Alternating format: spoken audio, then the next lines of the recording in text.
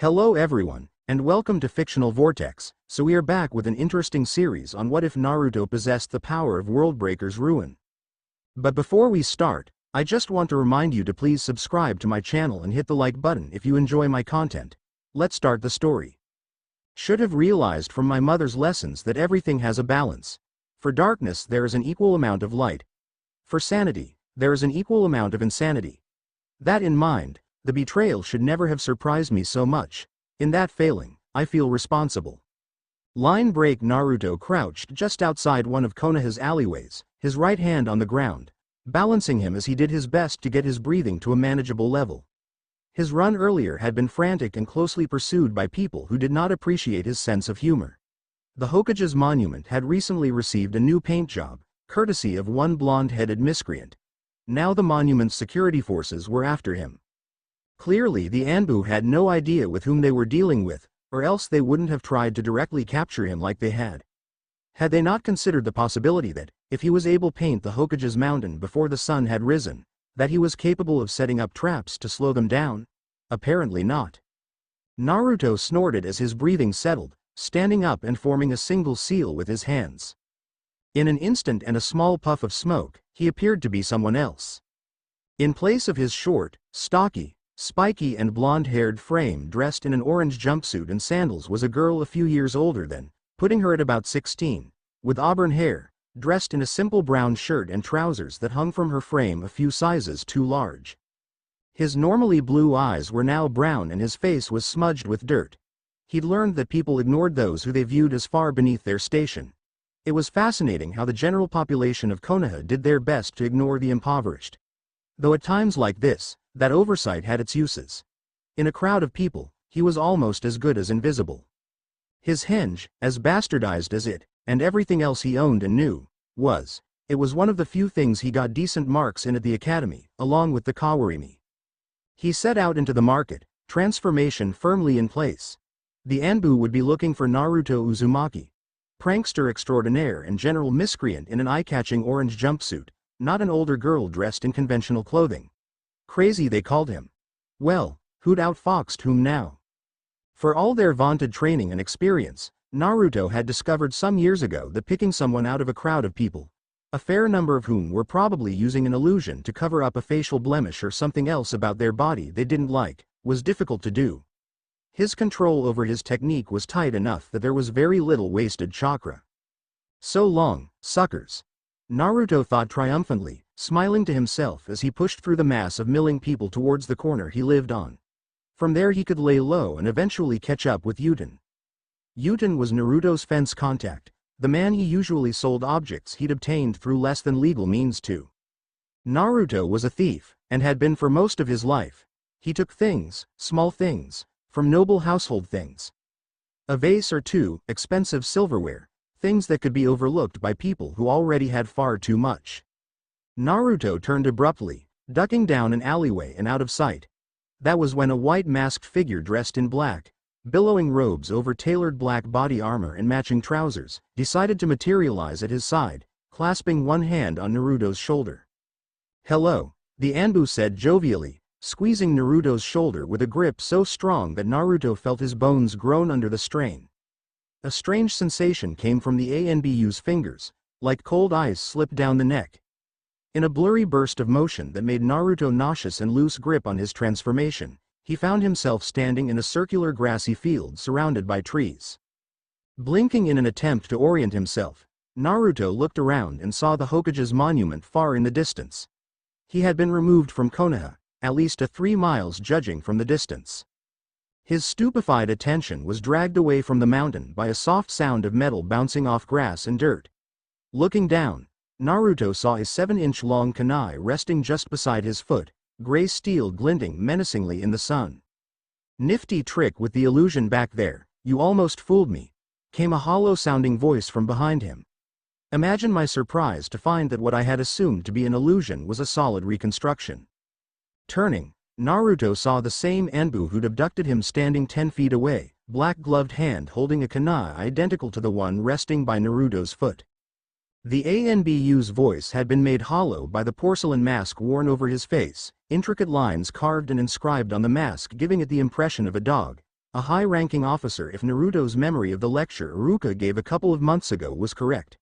The closer to a human's intelligence the animal the mask mimicked, the higher the rank. This Anbu was very highly ranked. "Why did you bring me here?" Naruto asked, eyeing the ninja warily. "Did you really think we didn't know?" the Anbu asked, kunai twirling through the air, dancing on this Anbu's dexterous fingers. "You think the Anbu so incompetent that we haven't known about your dual loyalties?" Naruto stiffened in anger at the accusation. Konoha was his home. It may have treated him like crap, cruel-eyed people forcing him to fend for himself for the majority of his life, but he always maintained the disposition that it would get better, that the coin would eventually turn up in his favor. That this self-righteous pompous windbag even so much as suggested that he was a traitor set his blood boiling. "I'm no traitor." Naruto spat, eyes flickering to the weapon the Anbu must have accidentally dropped when he transported him. If he could reach down and grab it fast enough, he might get lucky and get in a blow against this assassin. Then he could go to the Hokage and get this straightened out. He knew the old man and was sure he would listen and understand. "Then please explain your association with Uten, the thief and Iwa spy." Naruto froze, eyes widening in surprise. Uten was a spy. Naruto knew he was a thief. Hell, he was one himself. You did what you had to if you were to survive. But he never thought of the grizzled thug who cared for coin above everything else as a spy. It didn't make sense. But then, that was the point of a spy.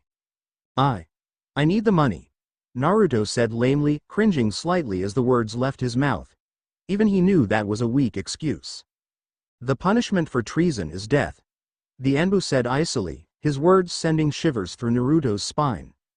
The detached, uncaring way the man had so simply said it unnerved Naruto. It was as if this man were death himself. For an instant, it seemed as though it were true. Naruto saw a red gleam under the mask that suddenly seemed so skeletal under the hood. The kunai was a scythe ready to separate his soul from body.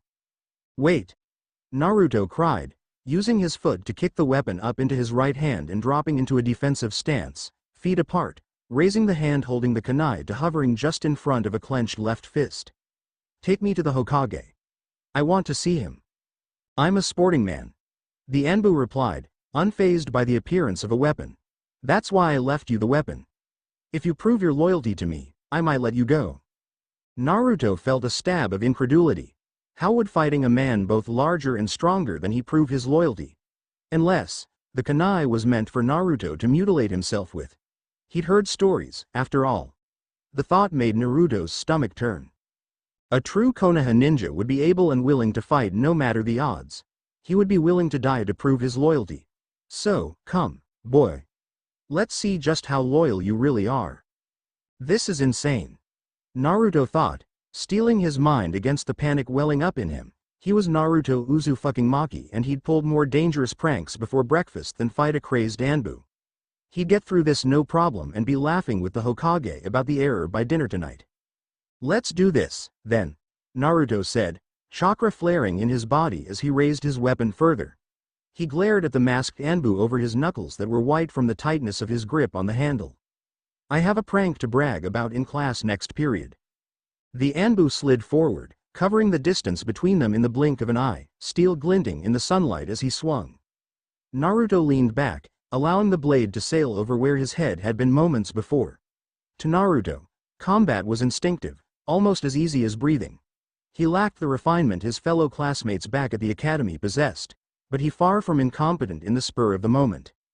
Reaching up, he grasped the Anbu's extended arm and used it like a horizontal pole, vaulting himself upward and kicking his feet to give him mid-air rotation, spinning him around so that he was facing the ground. Following through with the spin, Naruto struck out with his kunai in an attempt to plunge the weapon into the still charging Anbu's shoulder. He could have, should have, aimed for the neck, but he was a thief, not a murderer. Taking a man's possessions and taking a man's life were two very, very different distinctions. A wound to the shoulder would bleed, but wouldn't be enough to be life-threatening. It should be just enough to slow the Anbu down enough so that he could escape. The steel of the kunai passed harmlessly through the Anbu's shoulder, causing Naruto's eyes to widen in surprise as the blade phased harmlessly through the illusion's body. "Abduction?" Naruto thought in bewildered as he roughly landed on the ground, shoulder first, rolling to break the impact of his short fall. When did he? Clambering to his feet, Naruto glanced around the clearing, trying to find where the Anbu had gone. The clearing was barren save for a few leaves torn from the trees and drifting in the breeze. A sound. The creak of a branch in canopy of trees nearest to him. It was so faint he almost missed it. Naruto reacted instinctually, throwing himself to the side and curling into a ball. He wasn't a second too late. A kunai shot into the ground where he'd been just a moment ago, the steel kicking up a small spray of dirt and grass from the force of its impact. Before he could right himself again, he was hit by a blow to his ribcage. The blow sent him sprawling across the clearing like a stone across water, before he finally stopped as he collided with a rock that snapped his head back. His vision flickered for a moment, threatening to go, before clearing once again. Chakra lent the body several wonderful traits. Increased strength, stamina, and most importantly for Naruto at the moment, the ability to endure more damage than what would ordinarily be possible. Naruto slumped against the rock with his eyes closed, feigning unconsciousness. He'd landed so that his right arm was pressed under his back, while his left draped across his legs from where he sat. If he pretended to be unconscious, maybe the Anbu would think him knocked out from the impact and lower his guard. Naruto tightened his numbed grip on the kunai that he'd managed to keep in hand as he tumbled. He would use the weapon as a distraction and then take that opportunity to either strike or escape. "Do you like stories, kid?" the Anbu asked from a few feet away. Stories? Naruto thought. Is now really the time for stories? I like stories. The crazy Anbu continued. Long tales some call them. Stories that have dragons and princes that need saving from princesses or something along those lines. I like them all. I'm here because of a story told by an old man who claimed to have heard it from an old toad, if you'd believe it. Naruto blinked. If the Anbu kept talking for a few moments longer, he might be able to get enough feeling back into his fingers to throw the weapon with some degree of accuracy. He'd never been the best marksman in the academy, but with the Anbu this close, he'd be hard-pressed to miss, not to mention it'd be near impossible to dodge at this range. While I respect the old man, I find the ramblings of an amphibian a bit difficult to swallow, no matter how intelligent the old man claims them to be. Naruto's fingers began to tingle as sensation returned to them. Pressing his head against the stone and arching his back, Naruto whipped his arm out around his body and threw the kunai with all the strength his body could muster. Naruto stared as the Anbu caught the weapon with 2 fingers before his chest, displaying an indifferent grace that bordered on precognition. The thought that the Anbu would have been able to catch the kunai hadn't even crossed his mind. Hell, from this distance, he hadn't thought that the man would have been able to dodge. Impressive recovery. The Anbu stated lazily as he stepped on Naruto's chest, pressing him against the rock and forcing the air from his lungs. Naruto tried to push the man's foot off, but found it immovable. I had thought for sure that you'd been knocked out after you'd hit your head. Naruto grit his teeth even as he struggled for breath, glaring at the Anbu who stood above him. He wasn't going to give the Anbu the satisfaction of hearing him beg for mercy. Well, you have my vote, as I promised, but you're going to have to convince Konoha's best interrogator of your innocence before you're let go. The Anbu vanished, and for the second time that day the world blurred. The sudden sense of weightless vertigo and nausea gripped his stomach. Squeezing his eyes shut, he fought back the urge to vomit even as he felt his body land in a wooden chair. He knew it was wooden because the carpenter seemed to have forgotten to sand it smooth if the splinters in his butt were anything to go by. Welcome.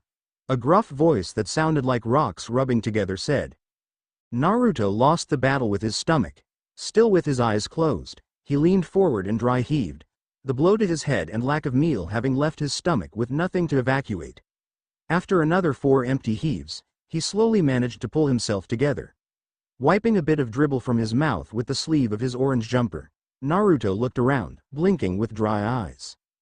He was in a small stone chamber occupied only by himself, a small wooden desk at which a giant of a man dressed in a thick black trench coat with silver buttons sat. The man's face appeared to have been on the wrong end of something sharp.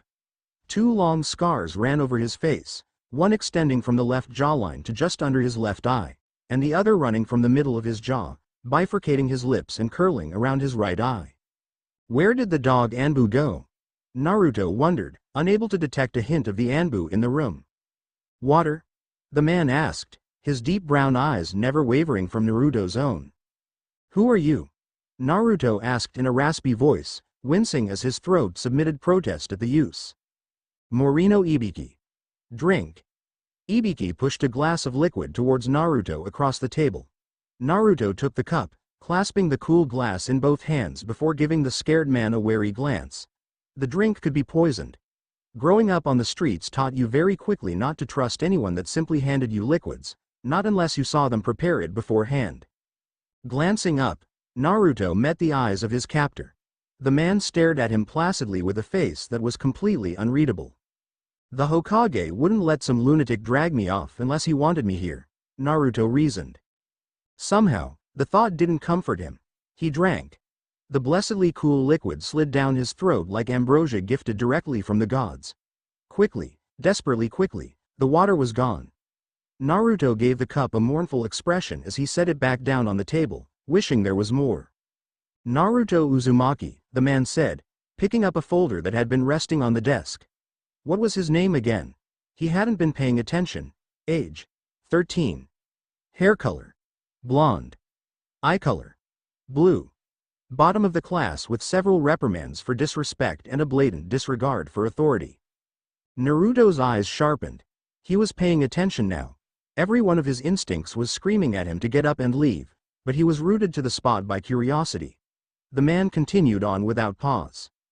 Has no friends outside of the small thieving ring he's been a part of since the age of 7. Contact with Yuten, a low-ranked and petty criminal, fell off dramatically once Uzumaki started to receive a small stipend since joining the academy. No discernible skills or abilities have been observed. The man dropped the folder, locking distinctly unfriendly eyes with Naruto. You've lived on your own since the age of 7 when you managed to get yourself kicked out of the orphanage. You fell into the wrong crowd and have been working as a minor thief for a small-time crime host until you entered the academy and started receiving money from the government for rent and food. On the whole, you are a waste of the taxpayers' money to be trained as a ninja. I'm going to become Ho. Silence. The man hissed in his gravely voice, cutting Naruto off mid-rant.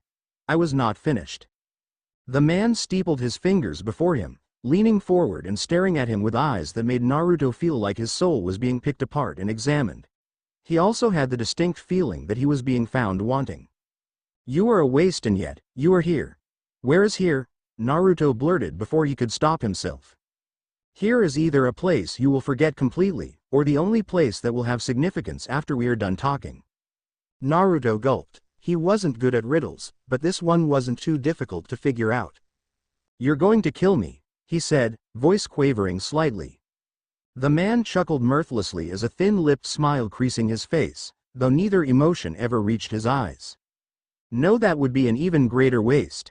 As it stands, you are woefully inept. Your chakra control scores are the worst in history, not to mention your knowledge of history. I'd be surprised if you knew what a genjutsu was, even though your own fantasies consume so much of your life. Hokage, I wouldn't trust you to deliver my mail. If you want to climb the ranks and enter Konoha's nobility, then you're going to have to stand out, the man said, a hint of expectance entering his eyes. He was waiting for something. What that was, Naruto hadn't a clue. But the man's words had set Naruto's blood on fire. Who was this man to compare him with the nobility? The man knew nothing. From inside their tangled web, the interrogator couldn't see the spiders pulling the strings. Naruto knew. He saw the nobility for the cancer they were. Come on, boy. Say something intelligent. A flare of annoyance leapt to life in his chest. Something intelligent. Someone said.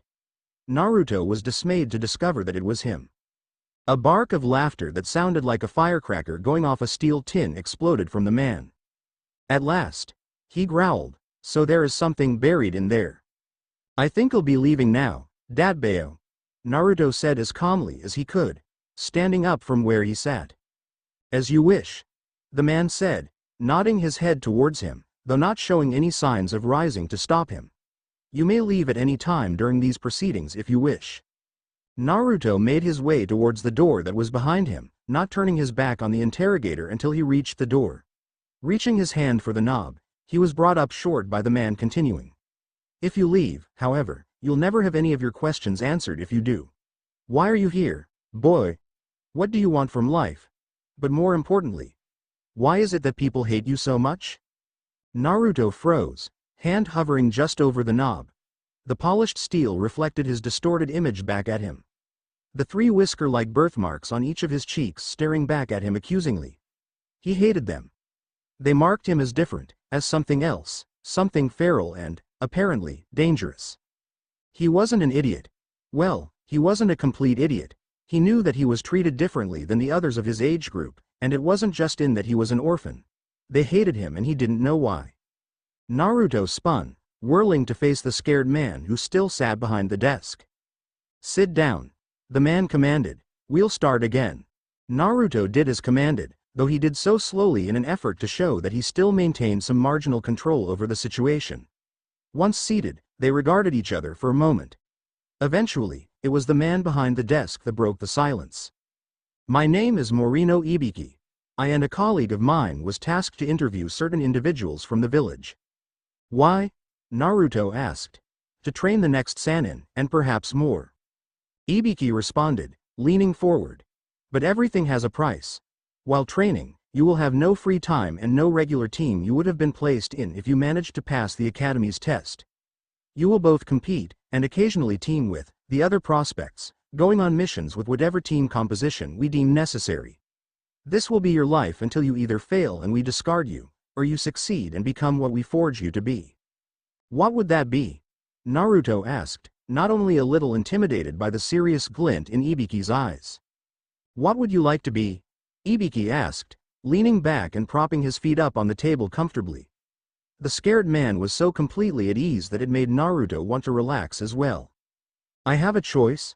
Naruto was taken aback by the sudden shift in Ibiki's manner. When he'd first laid eyes on the harsh-looking man, he'd expected exactly what he'd received, unrelenting and critical accusations.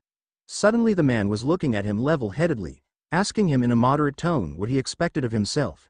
And Naruto'd be damned, but he believed the offer to be real. "We all have a choice," Ibiki said, with a shrug. "But the higher your demand, the higher the price." The decision was easy. It was what he wanted, what he always wanted. "I want to be Hokage," Naruto said seriously, leaning forward and putting his palms on the table, meeting Ibiki's firm eyes with his own.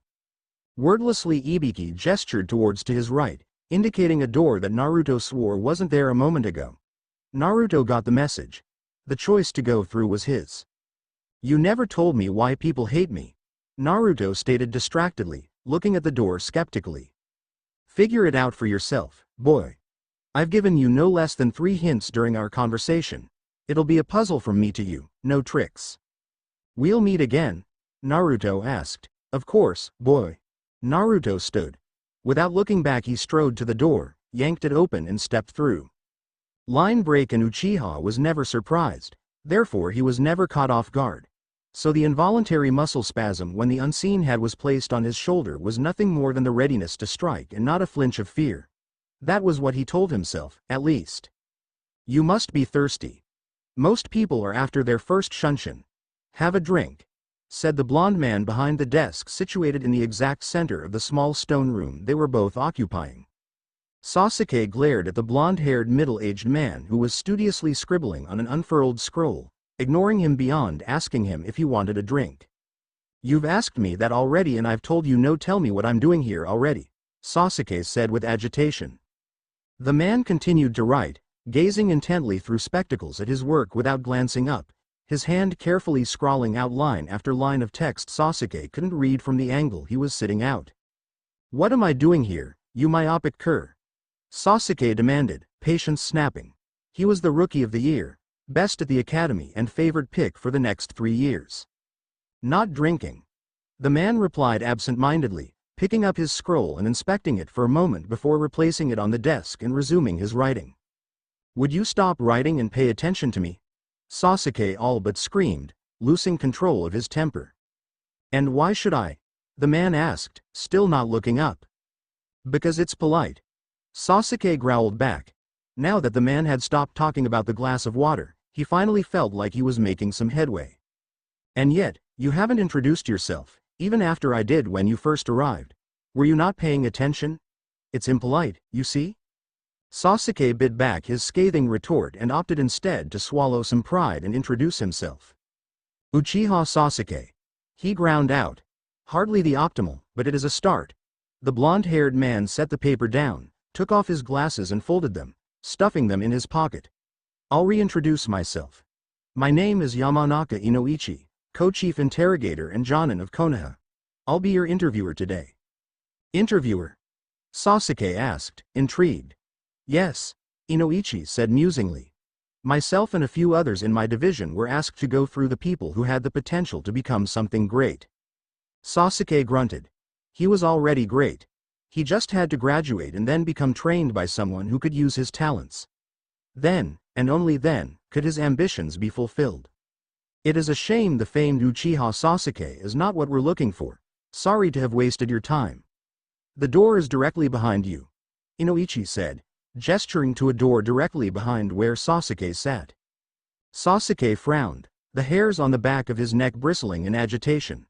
The man implied that he wasn't qualified for the position they were looking for. Sasuke thought himself qualified for all positions. What do you mean? He asked in a low voice. Inoichi picked up the scroll he'd been working on. This time Sasuke caught words written on the edge of the parchment, his name. Perfect scores, excellent chakra control, and the paradigm of marksmanship, not to mention fine breeding among Konoha's nobility. How does this not make me qualified? Sasuke growled. It makes you more than qualified, Inoichi said flippantly, rolling up the scroll and tossing it on the desk, his feet following. Sasuke felt his eye twitch. How had this man made rank? He showed no decorum, no discipline. Answer the question, then. How am I unqualified? You see, the fun thing about being the one in charge is that I don't have to answer that. Inoichi flashed a wide-toothed grin at him. But I'll humor you and tell you anyway, it's because of your arrogance. Are you questioning my skills? Sasuke asked, affronted. Inoichi snorted in amusement. Unbefitting a ninja. Sasuke thought scathingly. This indolent insect is only in my way. And there it is, Inoichi said cheerfully. Sasuke blinked in surprise. Was the man reading his mind? The blonde hair fit in with the Yamanaka clan, but they had to announce whenever they enter a Konoha resident's mind. What do you know of being a ninja? Inoichi continued. Your brother hardly counts. Last I checked, he still retains his S-rank missing nin status. And from what I've seen of you, I give it 1 year tops before you follow in his footsteps. How dar, and since you don't have a family to slaughter, Inoichi said over him. You're going to harm whoever is closest to you, but since you're so clever, you've alienated just about everyone from the academy. So that just leaves the entire village in danger. Inoichi leaned forward, all hint of the friendly cheerfulness vanishing from his hardened face, his eyes becoming a bone-chilling icy blue. Suddenly, Sasuke was intimately familiar with why this man had achieved the rank he had. Sasuke shivered slightly. When had the room become so cold? And it is my duty to ensure that nothing, I repeat nothing, endangers my village. You are a walking psychological disaster waiting to happen. The Academy Phycologist. Opinion means absolutely nothing to me, Inoichi said leaning back, the former cheerfulness returning with bipolar speed. You can't? I can and will. Inoichi trailed off, then added as if an afterthought, unless you submit to a few of my whims. Sasuke clenched his fists in anger. He needed this training. The way this Jonin dangled it over his head, it was clearly superior to anything he'd get if he graduated the regular way. Sasuke's father's voice rang in the recesses of his mind, a memory. Sasuke, you must be brilliant and the best. Being average means you are worthless. The only thing that matters in this life is success. I know, father. I'm trying. Sasuke thought back angrily. His ghost of his father's voice had always been there, ever since Itachi. What do you want? Sasuke bit out. Inoichi's head cocked slightly, eyes glittering as he inspected him. In addition to training and the regular physical checkups, I want you to see me every weekend where we'll discuss your feelings. I don't have feelings. Sasuke spat with a disgusted expression as he said the word, feelings. We'll fix that in time, Inoichi said with a patronizing smile. I'll let this pathetic excuse of a man think he's won. I'll take this training and endure his conversations until he thinks I'm just as normal as the rest of this pathetic population of miscreants. I've placated the academy shrinks. I'll placate him. Sasuke mentally planed. Inoichi's smile widened disconcertingly. Could the Yamanaka really read his mind without hand signs? No, Sasuke thought, shaking his head. That's impossible. What may please does not contend. All resolves but never ends, Inoichi said cryptically. What is that supposed to mean? Sasuke asked ruefully. He was getting tired of this man. You'll understand if you don't fail out, Inoichi responded, pushing back his seat and standing up. He held out to Sasuke, who looked at it as if it were something disgusting he'd scrapped off the bottom of his shoe. Shake my hand, Inoichi instructed with no room for negotiation. Sasuke did so, clasping hands with the blonde interrogator. I look forward to meeting with you in the future, Inoichi said, gesturing to the side. Sasuke followed the gesture and blinked in surprise. When had that door gotten there? He was always alert for any signs of genjutsu or a trap. How had someone smuggled in a framed door when he wasn't looking? For the second time in this relatively short meeting, he'd been surprised. He was not okay with this trend they had started. The choice is yours, Uchiha. Your price must be paid. My price? Sasuke asked. You never mentioned a price in your demands. It is the price all ninja pay sooner rather than later, don't worry about it. You'll tell me what your price was when you discover what that is. Unlikely. Sasuke thought with a snort as he turned towards the door. I'll see you in a few days. Inoichi called out as Sasuke opened the door and stepped through. If you make it that long, that is.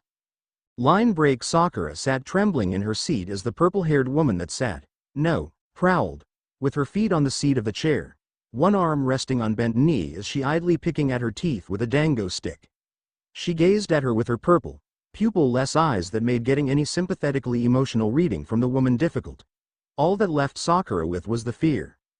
The woman dressed in the tan trench coat over a chain fishnet mesh radiated the feeling of impending and unavoidable death, like a predator standing over its prey, talons sunk into flesh straight to the bone. I think I'll call you, Leaf, the woman commented with a twirl of the small stick before reinserting it into her mouth. It stuck out a few inches, and the small unpanicked section of Sakura mind reasoned that it had probably been used to serve food. I'll call you Leaf because you shake like one, she said through clenched teeth gripping the wood. Why yes, ma'am. Sakura stuttered. Name's Anko. Anko corrected cheerfully with another twirl. Sakura nodded, not trusting herself to speak without screaming first. What was wrong with her? Kinda pathetic, don't yaw think? Anko drawled over her dango stick. I'm hardly trying and you look ready to vomit. Why you're doing this to me? Sakura managed to get out. Why? Because I haven't decided if I want to spare Konoha the embarrassment of producing a shinobi such as you. OL man Hokage probably wouldn't even bat an eye if I told him a potential liability was thwarted. I'd have to clean up the body, of course, but taking out the trash only takes so long when you're as practiced as I am. I think I'll stash your body by the academy, to make an impression on the other failures. This time Sakura did vomit, or tried to at least. Anko hadn't offered her the water sitting on the desk just in front of her and she'd been far too afraid to ask. So the best she could manage were a couple heaves before regaining control of her body. Pathetic. Anko repeated, disgust mingled with disdain plain on her face as she wrinkled her nostrils. When I heard I was going to get to interview the top female ninja of the class 1 was expecting a lot more than you. Anko's inflection of the word you made Sakura cringe. Suddenly, all of her accomplishments and high marks seemed so insignificant coming out of the mouth of the snake-like woman crouched before her. It was taking every ounce of her self-control not to reach over to the desk, grab one of the pens on the table, and end her suffering with one desperate plunge to the jugular. Her fingers twitched and her heart stopped. It's lucky for you that I'm required to offer you a choice. If I had my way, the disposal squad would be packing you in a black bag at the moment. But the Hokage just wants one simple answer from you, yes or no. Yes or no what? Sakura asked in a small voice, her hands wringing the hem of her vest with single-minded fervor. Better that than the alternative. The Hokage's booting up a new program. Anko explained as she rocked backwards and forwards on her chair with an easy grace. For worse or disaster, you've managed to get your name on the list. And so, I've got to ask ya if you want to enter a special training program that's being formed. I probably shouldn't tell you this, but the chances of you lasting the first week are only about 6%. What? Sakura asked with wide eyes, a mix of emotions running through her. She had been selected for a special program. That pleased her, however, her enjoyment of the news was rather damped by the prediction of her death. Anko said amiably, I can't say that I know all of the details. The upper brass are being rather tight-lipped about their little game, but I know enough to say a little wilting flower such as yourself stands no chance making it through the first couple of weeks, never mind a solid year. Anko leaned forward conspiratorially and Sakura had to fight back the urge to throw herself backwards and out of her chair to escape. Between you and me, I'm a betting woman, good at it too. If you join, I have very solid money on 2 weeks before you crap out. What's the training? Sakura squeaked, her knuckles white. Classified. Anko chirped, leaning back again, which made Sakura sigh audibly. But as I understand, it makes training that regular students go through after basic graduation look like children playing ninja. Sakura stared mutely at the woman. She didn't know what to say. What would make the woman happy? More importantly, what would make her go away? She'd say anything to achieve either of those goals. Anko sighed, rubbing the back of her neck with one hand in an exasperated fashion. Figures that I'd get the stupid one, she muttered just loud enough for Sakura to hear. I'm not stupid, Sakura blurted before she could stop herself. Anko's eyes snapped and latched onto Sakura's own with paralyzing speed. What was that? Anko purred, leaning forward and placing her hands on the desk, sliding forward. I didn't quite catch it. I'm not stupid, Sakura said as best she could. There was no hand around her throat, but for the world Sakura would have said there was. She could barely breathe. Anko hummed in amusement, as she pulled up face to face with her, eyes scanning Sakura's for something. No, Anko said after a long moment, you're a complete idiot. Anko withdrew, flopping back into her chair, which groaned in protest. Shut up. Anko told it, shooting a scathing glance downwards. I haven't given you permission to fall apart yet. The woman was insane, Sakura realized. She was trapped in a room with a psychopathic woman who was likely to snap at any moment. What had she done to deserve this? Anyways, Anko said, snapping Sakura out of her contemplations about her imminent and untimely demise. I need an answer from you. You gonna wimp out and play the safe route in the academy, or are you gonna woman up? Come on, I haven't got all day. I'll take the safe route, Sakura stuttered out. Anko growled and her lip curled in disdain as she picked up a scroll from the table. Sakura was able to make out her name printed on the side. Get out then. The door is behind you. I'll tell the Hokage that his opinion of you was baseless. Anko chuckled. In fact, you inspire me. I'll make sure the entire village knows just how cowardly you are. What would your classmates say, I wonder?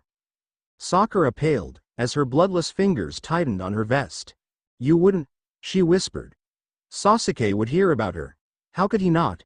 He would hear how she had backed out of an opportunity like this and he probably wouldn't even look at her again. And before you go back on your decision, know that I won't accept anything less than total commitment. I brought up your friends, not to motivate you, but as a warning. If you accept this based on your fear of what others might think of you, you're going to fail for sure. I want you to look me in the eyes and convince me that you're worth the effort it'll take to show you the door. Sakura looked down and could almost hear her bones cracking with the strength she was gripping her vest. With every fiber of her being she wanted to look this woman in the eyes and tell her that she wasn't a coward, that she wasn't afraid of the offer. But she was. Gods, was she afraid. By the way, this thing was eyeing her like a slab of meat put on display. This training would be the death of her. What kind of people did that to another? Didn't they have any sympathy? No sympathy. Anko crooned, causing Sakura's neck to snap audibly as she looked up, adamantly refusing to meet the woman's eyes, opting instead to stare at her mouth. How had she known? No remorse. Anko continued. We are ninjas. Feelings such as pity and empathy are put on hold when we fight to defend our homes. In this little show you have to be in all the way, or not at all. You'll just end up dead otherwise. If you're lucky you won't take anyone with you. You'll be teaching me? Sakura asked with dread. Heavens no, girl. I haven't the time nor inclination to deal with kids. Others have that particularly onerous task. Relief flooded Sakura at that particular revelation. Maybe she had a chance after all. If her instructor turned out to be anything like her academy teachers, then she would be fine. She was good at tests and she had always been allowed to get out of spars. No, I haven't the inclination to watch you fall off a cliff because you weren't strong enough to keep hold. I've seen kids gut themselves with their own weapons before, because they were either incompetent or couldn't handle the pressure. It loses its entertainment value after the 100th or so time. Anko chuckled again, white teeth flashing. I'll just be around long enough for them to cart your worthless ass out of the area to have your memory wiped. I'll be sure to wave, promise. My memory will be wiped? Sakura asked, too afraid to even stutter. Standard operating procedure. Anko commented in an offhanded kind of way. How do you think we keep knowledge of chakra limited to just ninjas? Your parents signed the waiver when you were admitted into the academy and received your seal. My seal? Sakura asked, despite herself. Anko hummed. Time stamped to go off and wipe everything you've learned since you first set foot inside the academy's walls. Your family will receive a small stipend, of course. Kinda a consolation gift for the family of the newly made mentally 8-year-old girl. Ah, that expression you've got on now always makes my heart sing. The suspense, the realization that there isn't anything you can do. It's wonderful. A new feeling burst to life in Sakura's chest that overpowered fear, logic, and rational. Brushing them aside with almost casual dismissal, she was angry. I'm not a coward. Sakura snapped angrily, her green eyes meeting Anko's brown. I'm not worthless. I'm going to enter this program and I'm going to pass. Not you or anyone is going to stop me, even if I have to storm the Hokage's tower right now. Anko's grin widened, her eyes twinkling with predatory amusement. The door is to your right. Sakura stood with rage-fueled strength that sent the chair skittering away behind her. Without even stopping to wonder where the door had come from, she stomped over to it and flung it open. Ta! Anko called out to her as Sakura stormed from the room and slammed the door shut behind her. I'll be seeing you real soon with your other teachers. Anko said to the empty room. You see, I'm a pretty good liar. And half-truths are always the easiest. Line break. Hiruzen Sarutobi, the third Hokage, sat in his office with the 4 people he assigned to interview the kids who'd either shown an aptitude for combat or had managed to endure the pre-test. Yamanaka Inoichi with his hands clasped together, Nara Shikaku who looked ready to nod off to sleep, Mitarashi Anko who was chewing on her dango stick a little more fervently than usual, and Morino Ibiki with his straight-backed posture. Each sat on the sofa situated before his desk. He'd had the sofa brought in specifically for this meeting. Shikaku was a lazy, if supremely intelligent shinobi that served as his general and troop overseer. The man didn't so much as sit as he slumped on the sofa, as if prepared to fall asleep at a moment's notice. His dress, however, didn't match his demeanor. His green Jonin's uniform was well ironed and the cufflinks at the sleeves polished to perfection, as were his combat boots. 20? Sarutobi asked, looking at the short list in front of him. There were 26 in just the academy's chamber. Out of the 100 ninja and ninja prospects you interviewed, this was the best you could do? Everyone but Ibiki had the good sense to look slightly abashed at his question. Anko shifted uncomfortably and Inoichi rubbed the back of his neck while Shikaku's lids half closed. Ibiki didn't even twitch. He just sat there with an implacable expression on his face. With a sigh, Sarutobi glanced down at the list of names once more. He was pleased that Naruto had made it. The boy had been dealt a bad hand in life and he did the best he could under the circumstances. He met with the child whenever his schedule allowed, which wasn't too often and not nearly as frequently as either of them would have liked. But with the political climate in the state he didn't have much choice at the presence. Is there anything I should know? Sarutobi asked, looking over the top of his paper at his advisors. Everything went as expected on my end, Shikaku said in a clear voice, once again displaying his presence of mind in spite of how he drooped in his seat. The kids were fairly eager to have the opportunity to join a specialized training program. My son required a bit of cajoling, but I just had to mention the fact that his mother would hear about his refusal and he chose the less dangerous of the 2 paths. When faced with speculative training and a decent chance of permanent injury, or facing my wife, my son chose the wiser course. At least this way he'll probably live to see the end of the month. Sarutobi nodded. He'd met Shikaku's wife on a few occasions. He suspected that the woman was probably the only reason Shikaku got up in the morning. She had quite the temper and a very rigid ideal on what constituted proper decorum. And the 3 I mentioned? Sarutobi asked. Their names are on the paper, so I assume they accepted willingly? Yeah.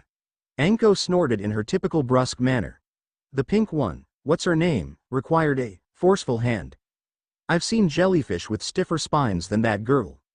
If she'd gone with her initial instinct, she would have ran from the room the first chance she got. In the end though, she agreed. She, along with the others, are probably being bunked as we speak. Good. Sarutobi said. And you, Inoichi. The blonde mentalist sighed, running a hand through his hair. Uchiha Sasuke has been pampered for most of his life. Inoichi said slowly. He excels in just about everything he attempts. The kid's apparently got talent and a willingness to put in whatever effort the task requires, but that's because he has an inferiority complex so convoluted that it has manifested as near schizophrenia. Come again? Enko asked, looking at Inoichi with a raised eyebrow. He hears his father's voice, Inoichi answered flatly. And his father was never the kindest of people. Sasuke expects all ninja to be like his father and brother. Cold, calculating, stiff and formal to the point of impracticality, with a strong sense of hierarchy. And he becomes angered when the target of his attention does not fit his perception of what a ninja should be. He lashes out with derision. The entitlement he feels his family should receive and the reinforcement of this attitude he got from the academy have led him to believe that he is on the top of the social chain. Throughout our meeting, I dangled what he wanted in front of him so that he'd meet me halfway, all the time acting contrary to what he expects from high-ranking shinobi. It's the first step in many I plan to have him make throughout this experiment. In short, the boy's grown up with a false self-image of himself and I've given him a little harsh truth. Sarutobi nodded, pleased that, if the gods willed it, they might have one Uchiha that had at least a few of his marbles. Inoichi was the best psychologist Konoha had to offer and had never steered Sarutobi wrong in matters of the mind. He was the only man Sarutobi trusted to handle the unstable Uchiha. Turning, Sarutobi faced Ibiki. The man began his report the moment their eyes made contact, not wasting any time. I sensed that Uzumaki's had a bit too much of that in his life. Ibiki put in heavily. From the reports I thought that he'd be like the Uchiha and would possess a falsely pretty view of his skills. Ibiki held up a hand to forestall Sarutobi's rebuke. My mind changed once I talked the boy myself.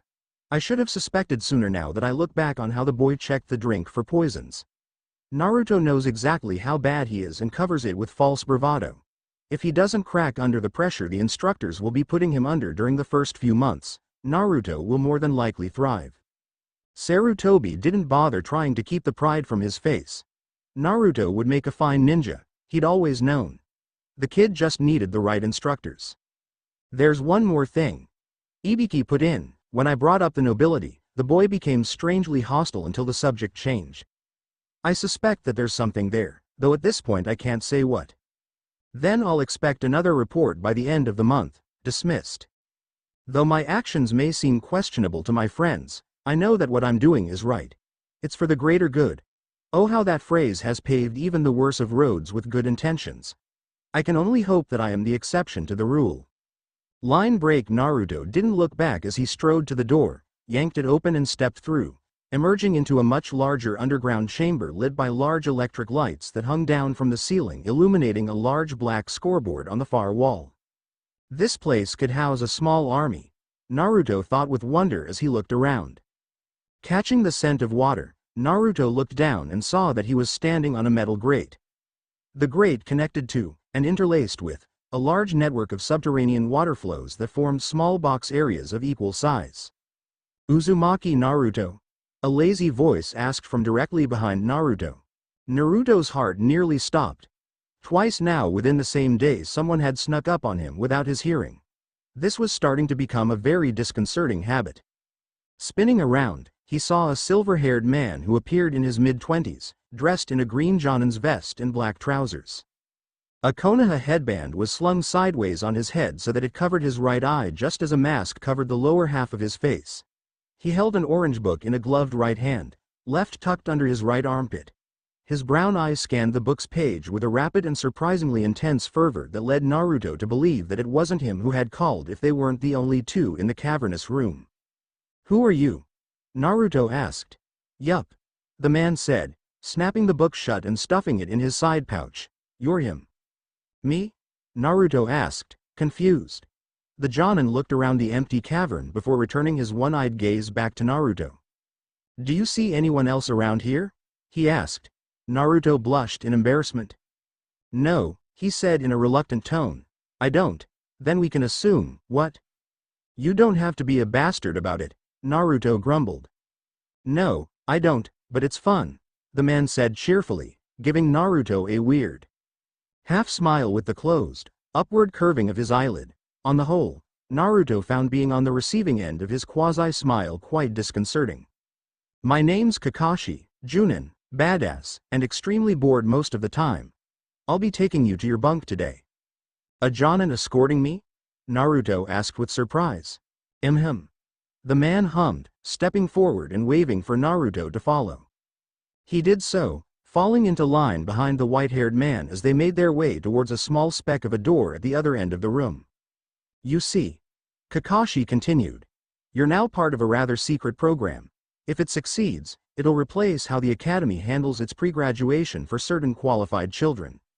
If," Naruto asked a bit too loudly and not at all pleased with the word. "We're going to work you until you beg for death," Kakashi said with disturbing carelessness. "You're going to be sweating, bleeding, begging, for it to end, and that'll be before lunch. Chin up, it's going to be fun." Kakashi turned to look back at Naruto as he continued to walk. "Welcome to Shoal," he said with another one of those eye smiles. Another trend Naruto suspected he would grow to dislike. Naruto fixed his attention on the door resolutely. He wasn't going to give Kakashi the satisfaction of seeing just how unnerved he was. This was all so new and he felt as though he were struggling to keep pace. Where he grew up, the outer factions of Konoha, new was almost never a good thing. Konoha policed her inner and far richer sections well, but the village had yet to recover well enough to run strict patrol over the peripheral districts where he initially grew up before joining Konoha's academy and receiving a small monthly stipend to move into a small apartment near the school. "No reaction?" Kakashi asked, causing Naruto to look up and face the Jonin who regarded him lazily with his one eye over his shoulder. "No point." Naruto mumbled, "I'm committed already. No point worrying about it now," before looking down again. Naruto could practically feel the Cyclops' gaze burning into the top of his head. He knew it was a rather blunt way of looking at things, but he was a practical person by necessity, and his view of the situation seemed a fair enough estimation in his eyes. "We're here," Kakashi announced. Naruto looked up once more to see Kakashi waving with mock grandeur at a steel door set into the wall with heavily reinforced pins. If Naruto didn't know better, he'd have sworn it was a prison door. "Your bunk is the one at the end. Your personal effects have been moved from your previous residence and sealed into a scroll placed into a box at the foot of your bed. You'll be taught how to unseal them before the week is out." Naruto blinked in surprise. Sealing? Wasn't that an advanced genin or even a low chunin skill? He must have let his surprise show because Kakashi cleared his throat, getting Naruto's attention, before saying, "I was not kidding when I said we're going to be pushing you children. Sealing is a dangerous skill, but all it really requires is a steady hand and a bit of chakra control. The reason it is listed as a chunin skill is because of its impractically for new ninja. You won't have that issue." "Oh," was all Naruto could think of to say. What else was there? He was going to be worked into the ground and be made better for it. "You said the bunk at the end. There will be others with me? I thought Ibiki said we were going to be competing against one another." "On the whole you'll be competing against one another, but Konoha isn't like the Bloody Mist. We aren't going to have you kill each other at the end." Naruto paled at the Jonin's words. "You'll be working in a kind of splinter cell, a unified group of 3 but interchangeable with the other groups when needed. You'll understand once you get the flow of it. Now, in you go. Your bunk mates will be along later once assigned."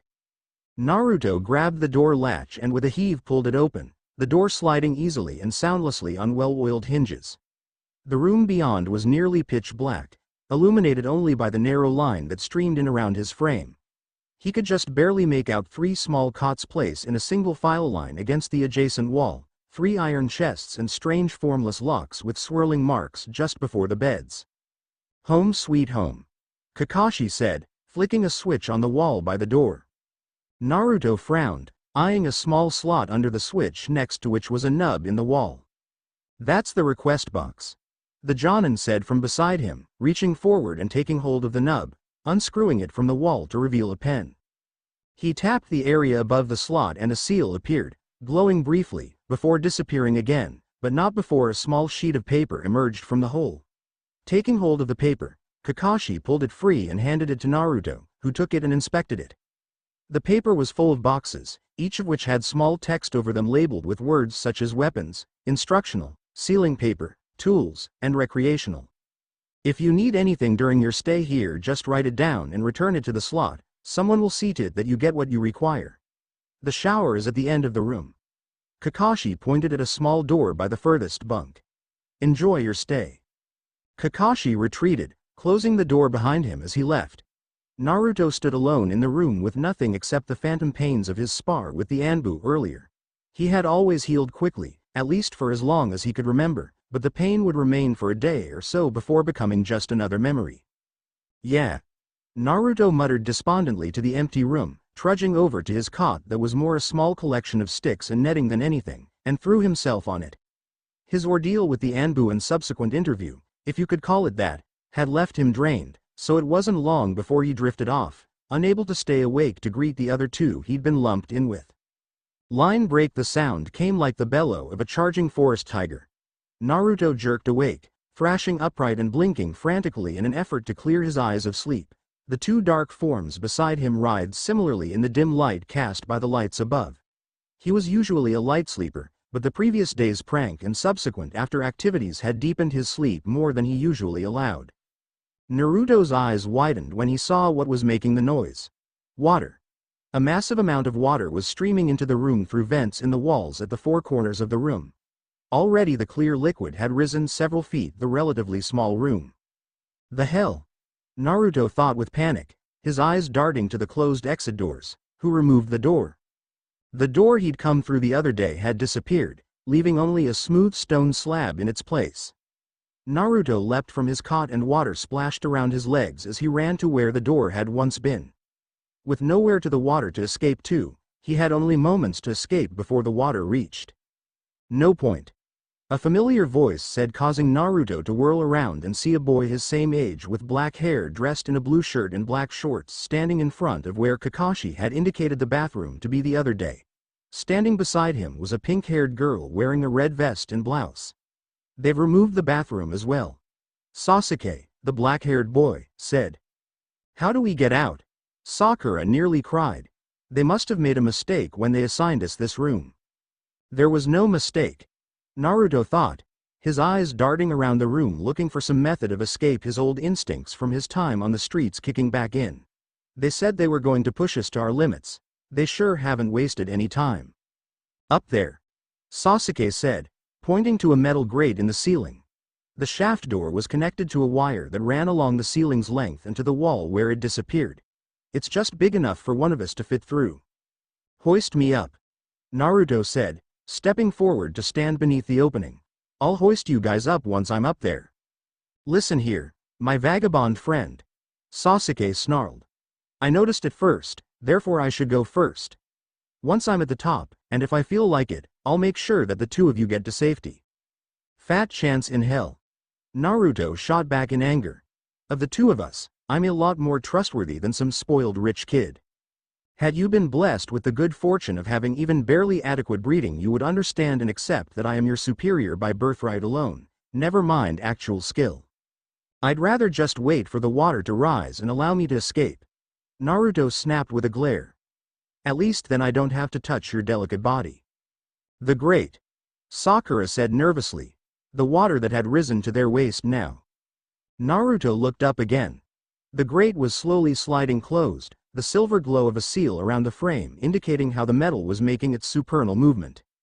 It's closing as the water rises, she said, speaking to Sasuke, tears pricking at the corners of her eyes. I didn't notice it at first. The idiot was arguing with you and not letting me focus.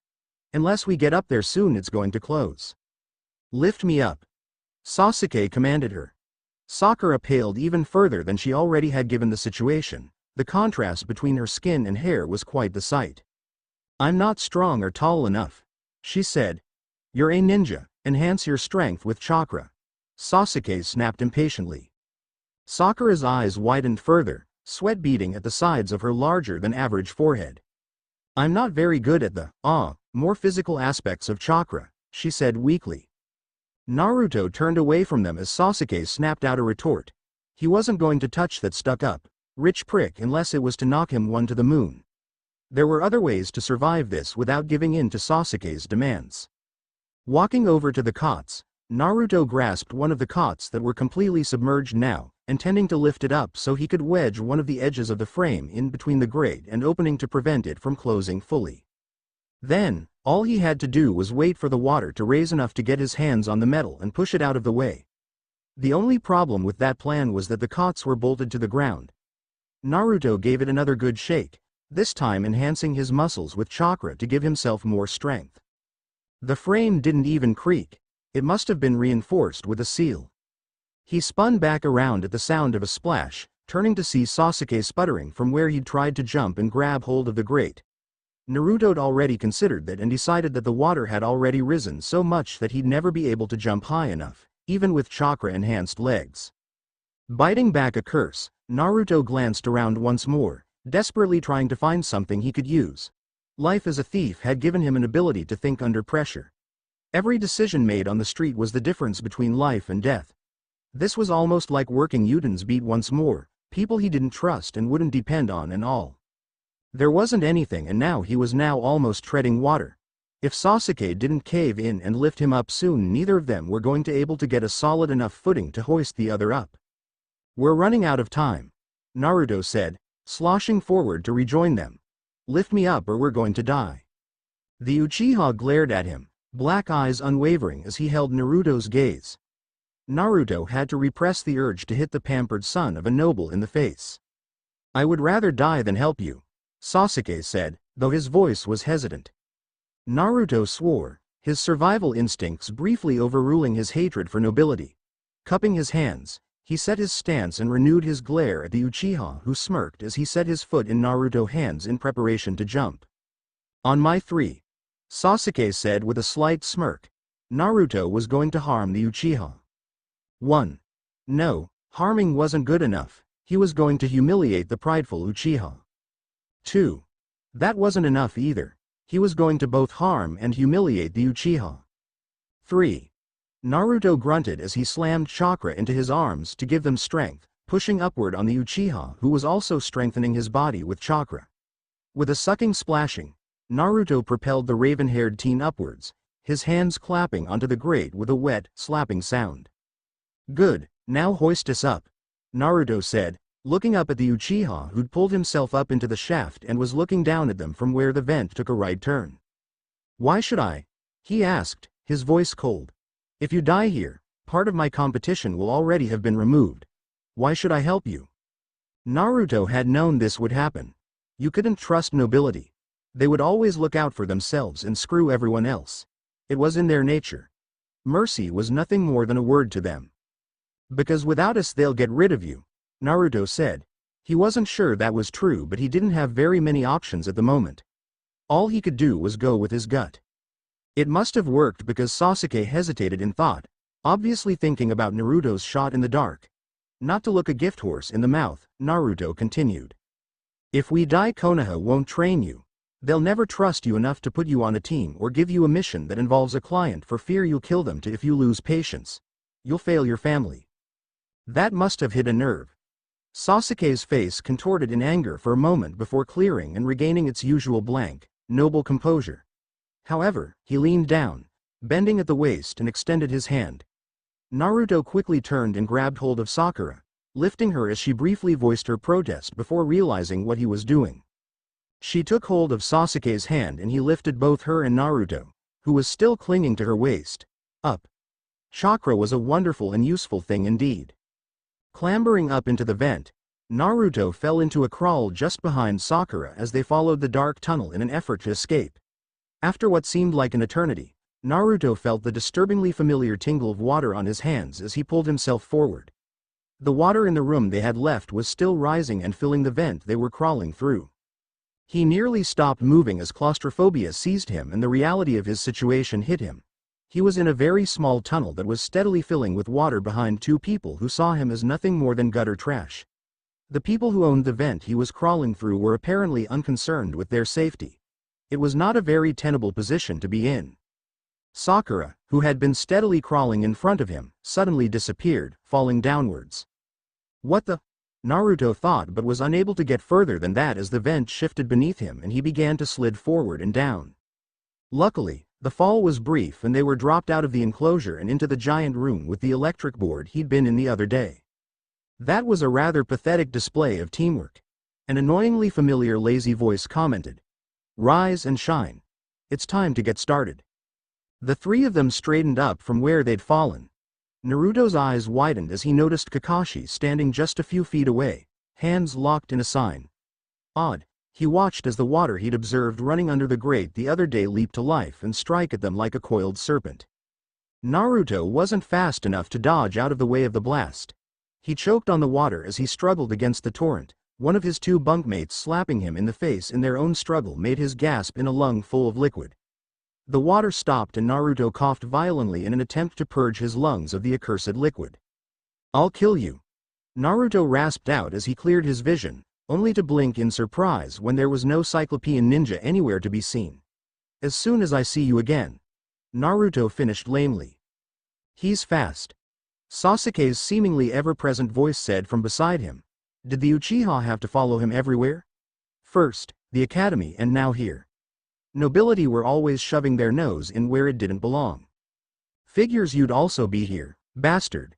Naruto growled, turning to where Sasuke stood with his arms folded, somehow appearing in control despite his soaked clothing, raven hair plastered to the side of his angular, aristocratic face. Naruto still found faces like Sasuke's slightly unnerving. He had grown up among the rounder faces the peasants and thieves cultivated. Naruto even knew the psychology behind it. The softer, baby-like faces inspired a feeling of trust between mark and thief, making it easier to form a bond and then stab them in the back. Perhaps that's why he'd never made a very good criminal. Whoever bastarded him had noble blood in them, passing on to him a strange cross between a hawkish face, with a slight rounding at the cheekbones just above his birthmarks. HN. Sasuke grunted, not even sparing him a glance at the insult. Don't insult Sasuke. Sakura said as she picked herself off the ground from where the water had knocked her over. Naruto still felt chagrined that he'd once had a crush on her when he'd first arrived at the academy. He'd never seen a hair color as vibrant as she had. The less memorable you were as an orphan in the outer district, the longer you lived. The shade of pink Sakura possessed would have made her even more noticeable than he was with his whiskers and blonde hair. They're lining up in front of the electric board, Sasuke said in his usual controlled tones, pointing forward with an outstretched finger.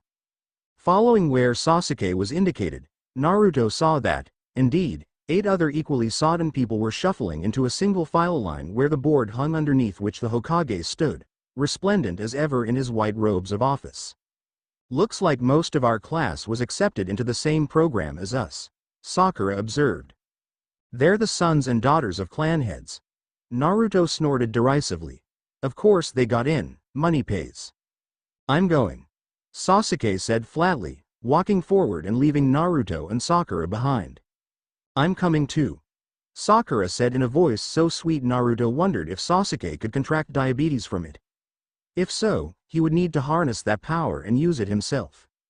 Shrugging, Naruto followed and took up a position in line next to a black-haired boy slightly older than himself with pale eyes and dressed in a white tunic with matching pants. A Hyuga. That was interesting, if not unexpected. The class he was in had a female Hyuga in it. How closely were they related? He didn't know enough of that clan's workings to guess, but he'd heard rumors that they didn't breed outside their own clan that often. They were careful about not marrying too close to the other lines, but refused to dilute their bloodline with the rabble of Konoha. Welcome to Shoal. The Hokage greeted them from a slightly elevated dais, opening his arms wide. It's so nice seeing your young faces looking up at me so early this morning. Naruto frowned. When had old man Hokage developed such a sadistic sense of humor? As you've all been told, the Hokage continued, this training program has been instated for 2 reasons.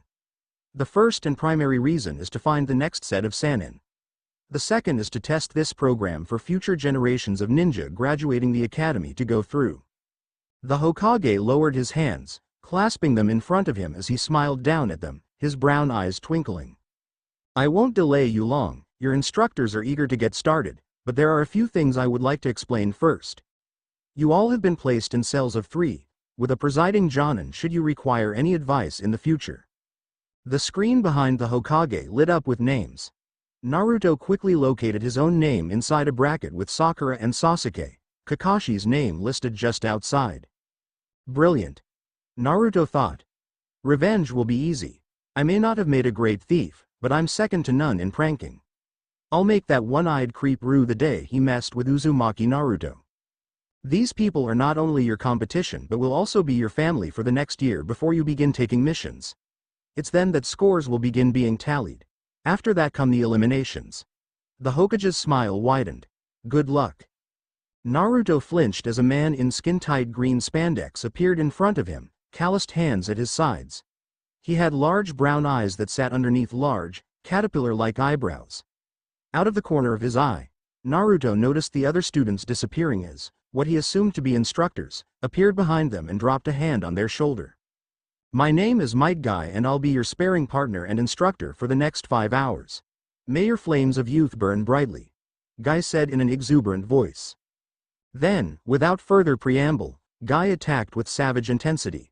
An overwhelming right haymaker from the larger man sent him sprawling across the ground, shattering Naruto's hastily erected guard with apparent ease. Your stance is too narrow, Guy said, stepping forward to loom over where Naruto was picking himself off the ground. When facing an opponent bigger than you are, sacrifices and accommodations must be made. I am faster and stronger than you are. That makes defense your only, youthful, option. Naruto blinked in surprise. The man was clearly insane.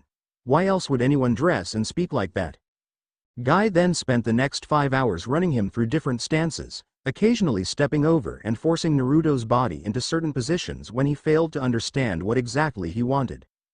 Naruto had never been the greatest at taijutsu, and despite his instincts, Naruto found himself liking the instructor. He was critical and brutally direct, not to mention his verbal tick based on the different variations of the word, youthful. It was a marked change from the airy, dismissful, way people had treated him at the academy.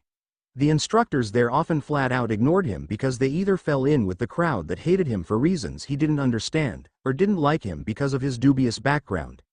And of the two he preferred the later. At least then they had a reason based in logic, no matter how shaky.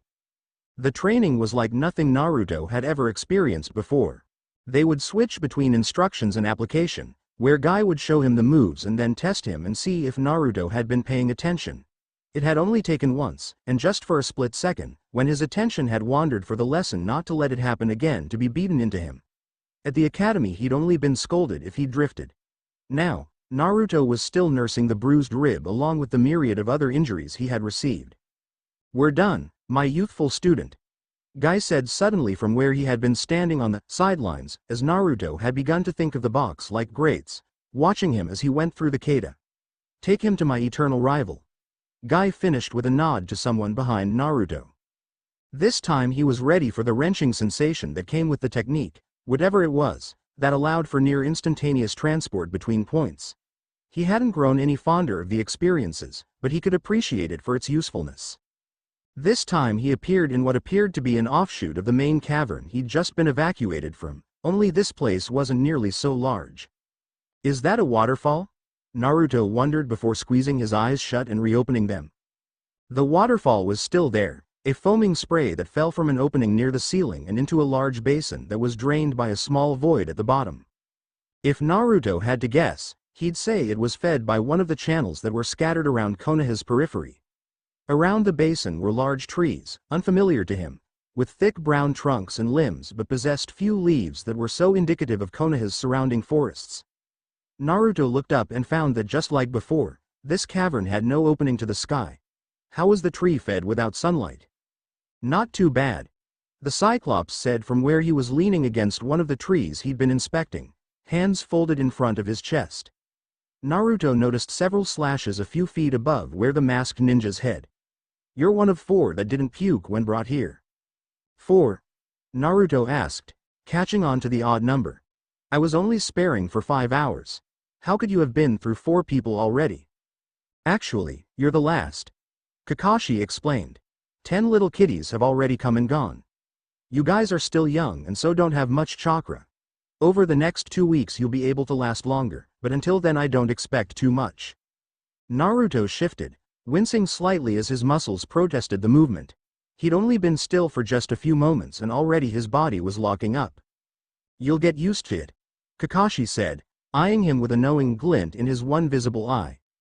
Either that or you'll wash out and not have to worry about it anymore. He finished cheerily. Here, eat this. Kakashi flipped him a brown packet that Naruto caught maladroitly with exhausted limbs. Sitting down and opening it, Naruto found several pills and a single ration bar. Don't make that face. Kakashi chided. You'll get proper dinners in the evening when you're done training. And the pills? Naruto asked, regarding the small multicolored tablets dubiously. Vitamins and enhancement drugs. Pretty standard for Anbu, if a bit pricey to just be handing out. Steroids? Kakashi scoffed. Hardly, and nothing so crude. Just natural supplements to restore what you lose during the day. You'll be eating those for some time, so get used to the taste. Begrudgingly, Naruto swallowed the pills and downed the ration bar, the grainy texture sticking to his throat uncomfortably.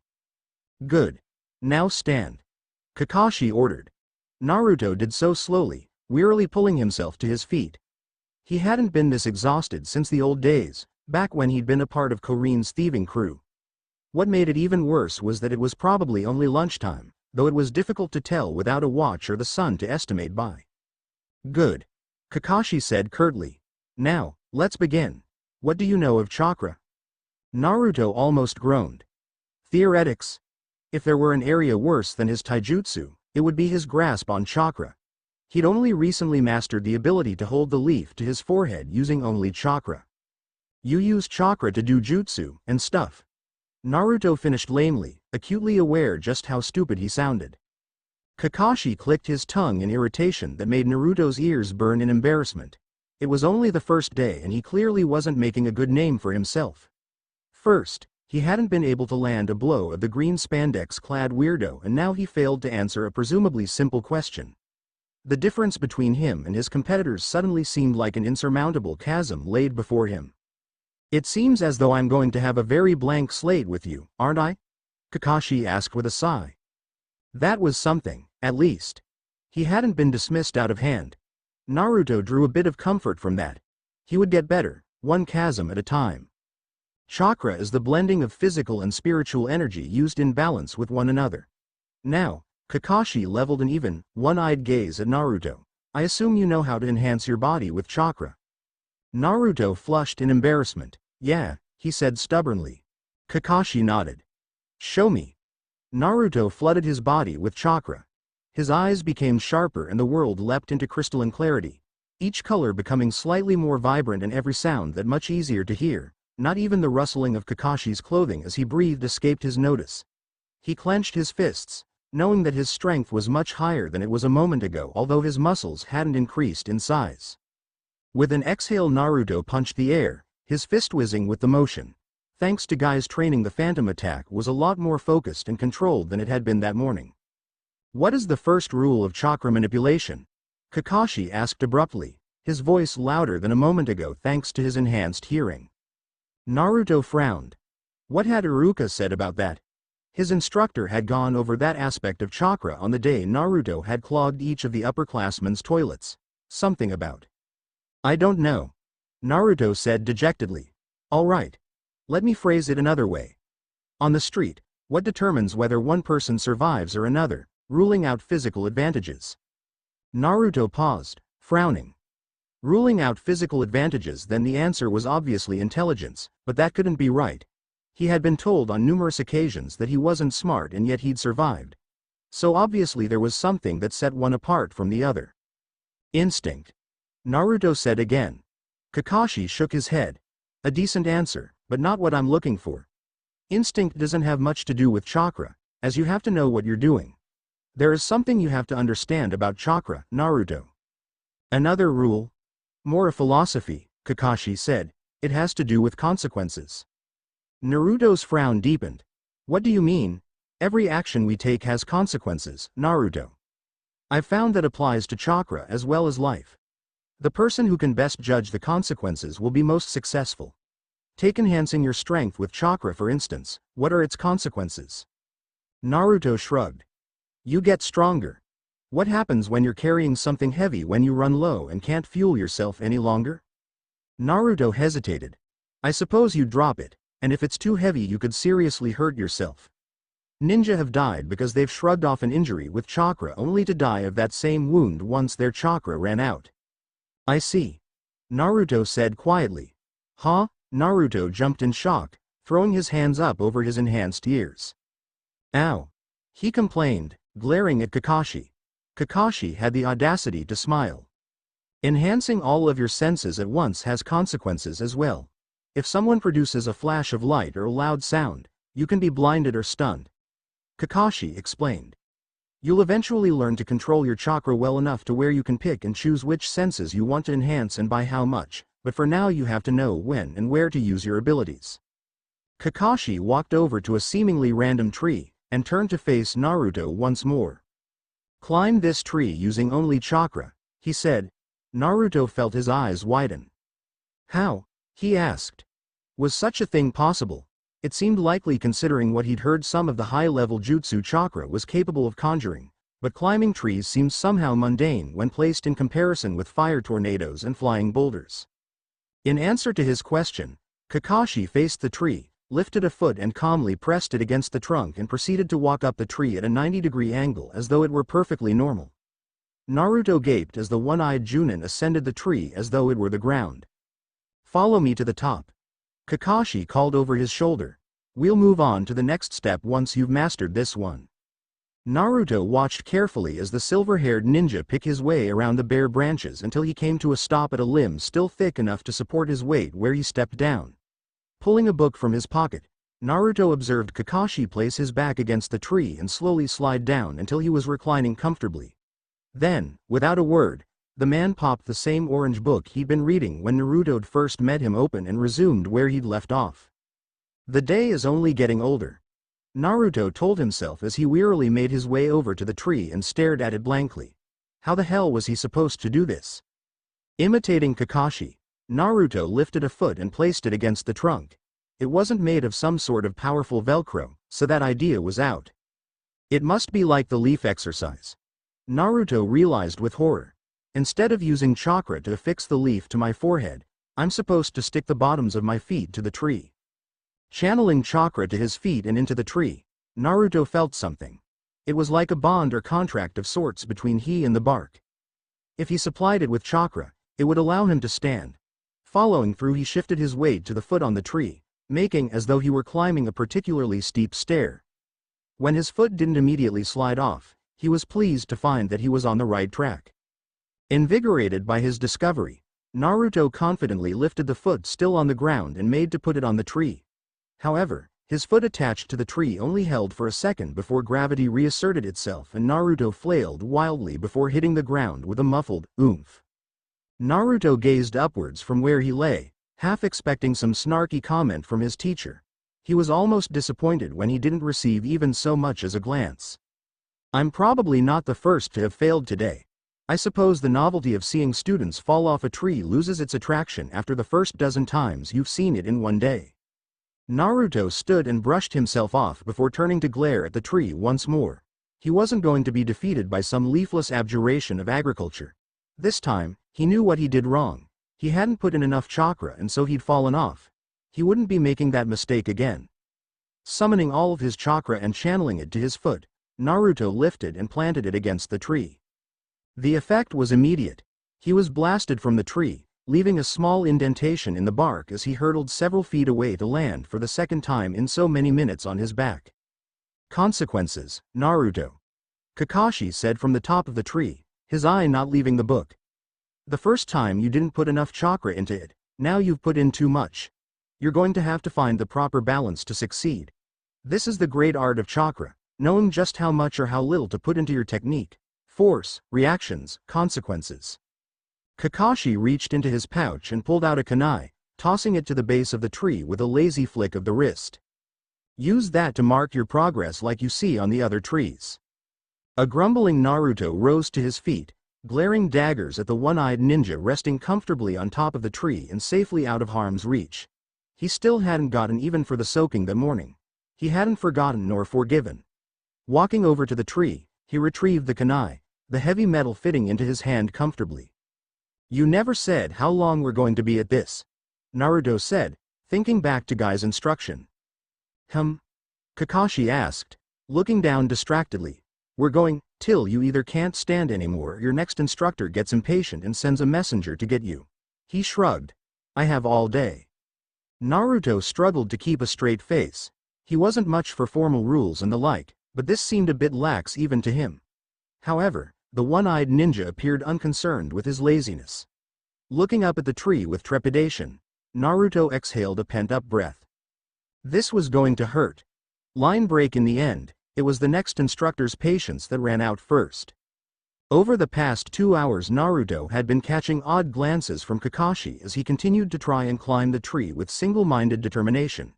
Now an Anbu stood on the tree beside Kakashi, black robes and white mask with animalistic markings distinguishing him as a fairly high-ranking member. A long sword was strapped to his back. The bindings were made to disconnect easily so it couldn't be grabbed onto and used against him. "You were supposed to send him once he couldn't continue," the man said, his voice distorted by the porcelain mask. Kakashi blinked up at the man calmly, unfazed by the stiff and well-armed man standing in front of him. "He's still going at it, see?" Kakashi responded, pointing down at where Naruto stood, squinting up at them, able to hear their discussion thanks to enhancing his ears with chakra. "I just see a brat eavesdropping where he shouldn't," the Anbu responded coldly. Naruto wasn't ashamed at being called out in the slightest. If the Anbu really had an issue with him listening in, he'd come down here and make something of it. Naruto has rather impressive stamina for his age, and, if I'm not mistaken, a very impressive healing rate.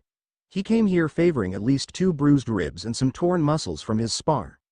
Now he's hardly limping and not favoring his ribs at all.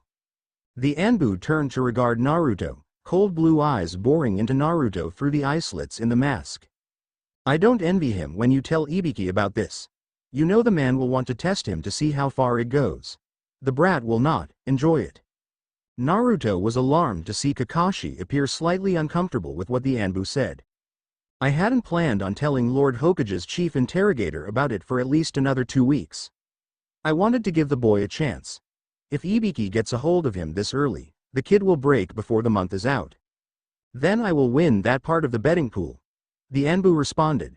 "If you won't tell him, I will." Anyway, the Anbu disappeared and Naruto felt a hand land on his shoulder and the Anbu's voice boomed from above him, "I'll be taking the boy to his next appointment." Naruto felt the tug of the high-speed transport and experienced the blurred vision and accompanying weightlessness before his feet slammed back into the ground. He was now standing in the middle of what appeared to be a ninja's library, lit by a fireplace recessed into the right wall. What looked like bookshelves lined each wall, except instead of books or scrolls there were small plaques with seals under them. Each plaque bore an inscription above the seal that declared what subject was contained in the seal below. He wasn't alone in the room. What appeared to be a mummy sat in a wooden chair, white robes arranged around him carefully. His right was bound in a sling that wrapped over his shoulder. His uninjured left arm was resting on his cane that stood slightly to his right. After Kakashi's lazy gaze, Naruto found the intent and direct gaze from the man almost alarming. The X-shaped scar on his chin lent the gaze a more serious, chilling quality that bespoke a hardness only gained from combat. Naruto knew that sort of gaze. He'd seen the same look in the eyes of the gang leaders and their direct subordinates. It was the look of someone who gave orders and expected them to be obeyed, perfectly prepared and willing to mete out punishment if they weren't. Instincts gained and honed in the slums came back to him. He straightened his back, taking extra care not to lock eyes with the man. If the mummy was anything like the men he grew up under, then crossing this man was the last thing he wanted to do. "My name is Danzo," the mummy said, introducing himself in a low, controlled voice that caused the hair on Naruto's neck to stand on end. He knew Danzo. Anybody who'd lived on the streets for any respectable period of time didn't know about the Hokage's ex-Black Ops man, Danzo. The man was as cold as they came, with a heart that made ice envious. He created soldiers without emotion or free will. Supposedly he was forced into retirement years ago. You've met two of your instructors in taijutsu and ninjutsu. Danzo continued. They are prone to change depending on the needs of the other students. Chief Interrogator Ibiki and myself will be handling your training for tactics, interrogation and general studies. Others will handle your body. We will handle something far more useful, far more potent and dangerous than the physical. We will be honing your mind. Danzo clicked his cane on the stone ground. How are you in mathematics? Naruto cringed and Danzo frowned. Liberal arts? Is that a taijutsu form? Danzo's frown deepened. Philosophy. How much did the sofa cost? Naruto asked, trying weakly to make a joke. Danzo stared at him for a long moment, his frown so firmly affixed in place Naruto wondered if the muscles had cramped. I see your previous instructors did not exaggerate when they said just how much of a blank slate you are. Danzo held out a hand and a thick book with far too many pages than Naruto was comfortable with appeared in a puff of smoke. Danzo held it out to Naruto expectantly. We'll start with general education and move from there. You will not be leaving until well after dinner. Naruto repressed a groan. The man hadn't taken well to his joke. It followed reason to assume he wouldn't take to complaining. With sluggish movements, Naruto accepted the book from Danzo wordlessly and sat himself against one of the bookshelves, drawing his knees up towards his chest and resting the book against them. Opening the book, he found himself faced with a never-ending scrawl of words without a picture to be found. It was a veritable monsoon of verbiage and Naruto had never been fond of reading. There was rarely a need for it in the environment he grew up in. You had to know how to work your numbers, be able to respond to basic orders, and not get into the way of the bigger kids and the taskmasters. The whole book? Naruto asked, looking up. Danzo simply looked at him without deigning the question with a response. Getting the hint, Naruto returned to the book on his lap, flipped a few pages and picked a random spot and began to read. Once the clan wars came to a close and the villages began their hasty formation, it is unsurprising how nature itself seemed to reflect the aspects found in the shinobi's abilities. In Konoha the element of fire is most prevalent even though they hold the most balance among the village that sprang up during the same time. The Sarutobi with their ash attacks quickly rose amongst the nobility to mark their name with the Hyuga and Uchiha who helped found the village. Naruto closed his eyes. History. The most useless of the classes he'd been forced to trudge through in the academy. What was the point in knowing what some dead person did so many years ago? How did that help put food on the table or make you stronger? He couldn't see the use in it, unless he could somehow convince his opponent to sit still and allow him to bore him to death with his vast wealth of inane facts. He sat like that for 3 hours, trudging through page after page of history and theory, the author exhaustively pointing out that if Konoha might not have been able to gain the upper hand during the war if the fourth Hokage hadn't been as powerful as he had and Konoha's strategists hadn't been as clever in troop deployment as they had been. It was a sobering read and Naruto was surprised at how frank it was. The texts he'd been forced to read back at the academy had made it seem as though victory was almost assured throughout the war, that the fourth Hokage had been the linchpin in the machine. Why do you fight for Konoha? Danzo suddenly asked, breaking the silence. Naruto blinked in bewilderment over the top of his book, looking at the solemn war veteran. What do you mean? He eventually asked. Was this some sort of trick to twist his words from the other day and implicate himself as a traitor? He wasn't, and he was growing tired of trying to prove himself loyal. Because Konoha is my home. Danzo continued to look at him levelly, hardly even blinking. A response that made Naruto's own eyes want to water in sympathy. He clearly didn't believe Naruto's answer. Home. Danzo repeated the word slowly, as if turning it over and examining it in his mind. And what is home? Why are you asking me? Naruto asked, a bit of his annoyance with both the reading and the questioning creeping into his voice. I am asking you because you need to start thinking, boy. Danzo said aggressively in his controlled and raspy tone. You need to start looking at the bigger picture of things. Now, what is home? Home is where you sleep at night. Naruto said, then hesitated and repeated what he'd seen a man on the streets say to his child while he crouched in the gutter. Home is where you're accepted and loved, he said slightly despondently. So that is home, then? Danzo asked. Naruto nodded, though he had a distinct feeling that the conversation wasn't going his way at all. Why would you fight for a place that never wanted you? Danzo asked, each word striking Naruto like a thunderbolt. Lord Danzo. an Anbu said in a threatening tone, appearing in a burst of motion and leaves next to the aged mummy's shoulder. You are coming dangerously close. I am aware of what I am doing, Danzo said, cutting off the Anbu. My agreement with Sarutobi to teach these children allows me certain privileges. I know exactly what I may and may not say. Leave us. The Anbu hesitated briefly, looking as if he wanted to argue but had thought better of it. He nodded and formed a hand seal, vanished just as he'd come. Naruto hadn't really registered their exchange, his mind running through his life once more. The mean looks, the blows, all the actions the citizenry of Konoha took against him for whatever reason they all seemed to accept and know. A reason that was completely unfathomable to him. A reason Ibiki, and now this man, had hinted at. Tell me. Danzo pressed, looking at Naruto again. Why do you want to fight for a village that hates you as much as they do? Naruto wanted him to stop. He didn't like thinking about it. Everything would get better when he became strong enough to be a ninja. They wouldn't hate him for who he was. Had his parents done something bad? Were they traitors? Is that why everyone assumed he would be as well? It certainly would explain a lot. That had to be it. At least if it was them, it would absolve him of responsibility. I'm a patriot. Naruto moaned, curling up and gripping his head, the book that had been on his lap clattering to the floor. The strain of the last 2 days had been getting to him. He was only 13 and so much had been happening. He wasn't a traitor, he wasn't his parents. A patriot? Danzo parroted, derision filling his voice. Why wouldn't the man stop? What had Naruto done to him? A patriot is someone who dies for the ideal of a plot of dirt and an idea. Stand straight, boy. Look me in the eye and tell me what you fight for, if not for your country and future generations as the other ninja do. Naruto unclenched his muscles so that he lay flat against the floor and stared blankly at the cruel instructor. Anger boiled and suffused every cell of Naruto's body so that he felt as though he were on fire. He wanted to scream, to yell, to make someone understand that he just wanted a normal life. Of course he didn't care for patriotism. Future generations? A possibility? Naruto failed to see the point in either of those things. They were an intangible ideal and didn't fill the belly at night, nor did they keep you warm during the winter.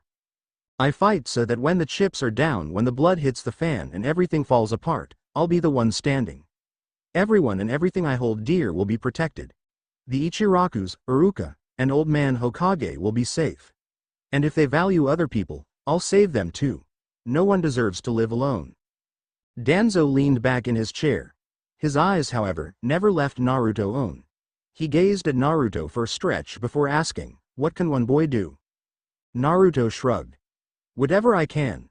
Danzo smiled a twisted, lopsided smile, his gnarled lips seemingly unused to the motion, and said, you can start by becoming stronger than the others. He pointed at the book still lying beside Naruto. And learning everything you can. Power lies in knowledge and secrets. If you know what the opponent is going to do before they do, you'll have the upper hand. Naruto looked at the book. The man's logic made sense, but books. They were what rich people quoted and read from to fancy up their words and honey-talk people like him into doing what they wanted. If you can't beat them, join them, Naruto thought, sitting up and reaching for the book. Line break. It was a physically and mentally exhausted Naruto that slid into one of the many long tables that had been set up in the main cavern where he'd sparred earlier that day. Sasuke and Sakura were already mostly finished with their meals, a sizable serving of steak and potatoes with broccoli and corn. Naruto dropped his tray of food on the table with a loud clatter, getting an annoyed look from Sakura and a sideways glance from Sasuke. Bastards, probably deaf, Naruto thought scathingly. His mood had not improved, even after resolving to endure reading. Although his attitude had shifted slightly, the words were still as difficult to decipher as they'd previously been. Naruto pulled out his utensils and dug into his meal. The ration bar was as disgusting as it was filling, but nothing could compare to a full-blown meal. It was no ramen, but with how hungry he was it didn't matter. They continued to eat in silence, which rather surprised him. Not once had Sakura directly spoken to Sasuke. In fact, now that he looked at her, she looked like she'd been on the wrong side of a stampede. Her hair was a mess of knots and snares. Thin cuts were scattered across her arms like she'd recently ran through a thick nest of brambles, or challenged a stack of needles to a duel and lost. What happened to you? Naruto inquired, sticking a mouthful of mashed potatoes into his mouth. Sakura gave him a disgusted look before answering. She lied. Naruto gave her a blank look at the cryptic response. I don't follow. The interviewer, Snake Woman. She lied. She said I wouldn't ever see her again. She lied. Naruto raised an eyebrow at the hostile way she answered, not that he could blame her. His own experience with the instructors thus far had been carried from painful, to annoying, to painfully educational. But Sakura, her eyes were unfocused as she stared at her half-finished plate of food.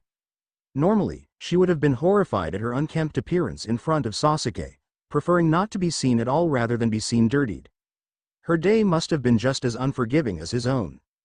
Naruto leaned over to Sasuke. Has she been like this the entire time? He asked. Sasuke only grunted as he diligently worked on cutting his steak, pale hands expertly manipulating the knife and fork with all the dignified grace of a well-trained noble.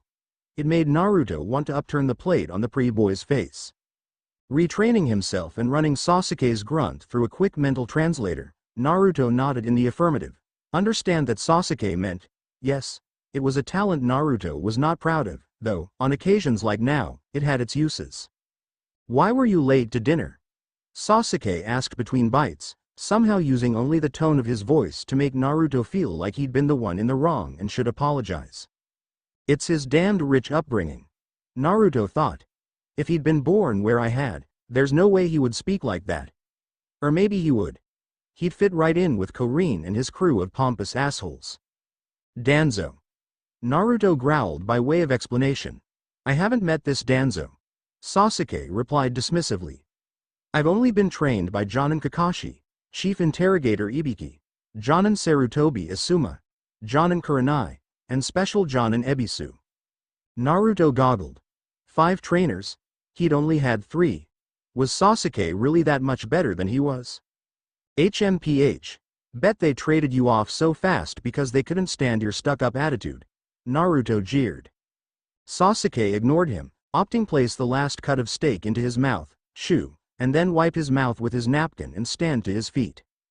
Jonin Kakashi ordered me to tell you that after dinner we have an hour's free time before we are expected to be in our rooms. Then, without so much as a posh, good evening, Sasuke turned and headed towards their room, disappearing from sight. What an ass! Naruto commented, looking after where the raven-haired ninja had retreated.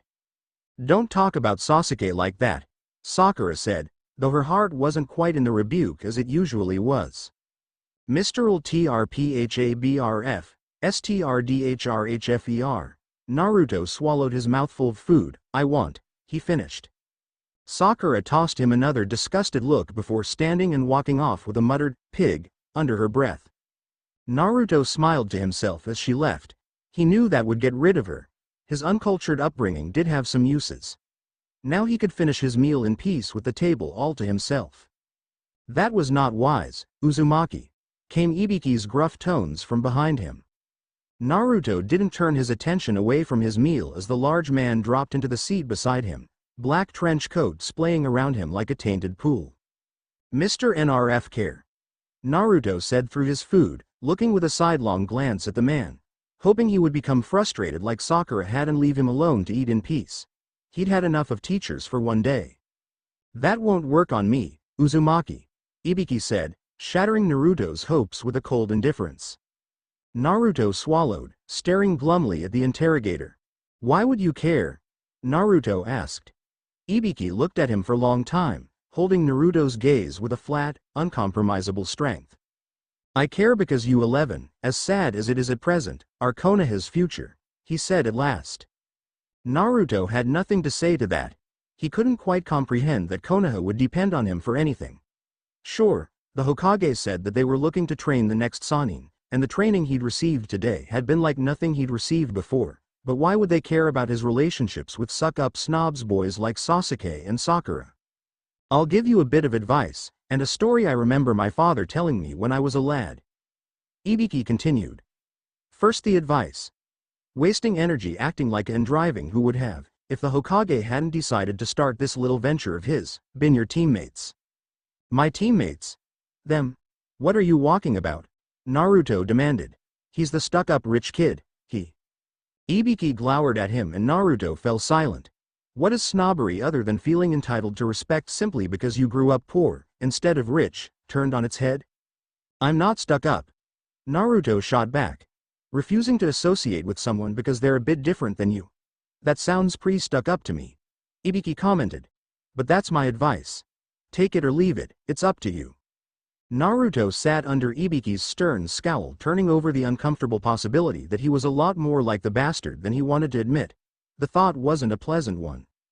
The story? Naruto asked, wanting to distract himself from his own introspection.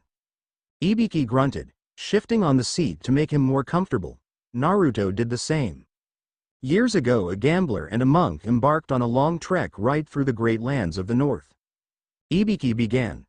They had a debate about God, chance and fate, and agreed that they'd settle it through just one card game. Ibiki held up a single calloused finger. Days passed into weeks, which turned into months, and travelers came in just to watch them play, and bet on which one would eventually win. As a town was built around them, the gambler's pot rose and the monk's pot fell. Ibiki smiled a lopsided smile, scar at his lip twisting with the motion. At last the final hand came, but before it was played the gambler's heart gave out. He hollered and cried out before he died, cursing from his lungs. The game was not done. He swore they'd be back to finish. And with his first to the sky the gambler died. Ibiki nodded to himself once and reached into the inside of his coat, withdrawing a flask and raised it to his lips, taking a long swig before returning it to where he'd withdrawn it from. That's it? Naruto asked. The end, Ibiki confirmed, nodding again. The story wasn't finished. Naruto protested, frowning. Neither was their card game. Ibiki responded glibly, standing up and looking down at Naruto, who he towered over. Naruto blinked. The man seemed to block out the light from above. Think about it, Uzumaki. Ibiki said and then left, leaving Naruto alone with his thoughts. Line break. It was several hours after his encounter with Ibiki, and Naruto was now lying on his bed, hands laced behind his bed, eyes glazed as he stared into the dark room. It was lights out and the power had been cut. They were expected to remain in the room, resting for the next day like cattle. Naruto might have been slightly offended at the lack of freedom, even though he'd been told this was going to happen, if his mind wasn't so full of what Ibiki and Danzo had said to him. They were connected, of that he was sure. He just had no blasted idea how. Danzo's words had shaken him greatly, though he had put up a strong front before the Uchiha and Sakura. Perhaps he'd been too abrupt with them, as Ibiki had said, but you couldn't afford to show weakness in front of people you didn't trust. That got you killed on the streets. You did what you had to on the streets to survive.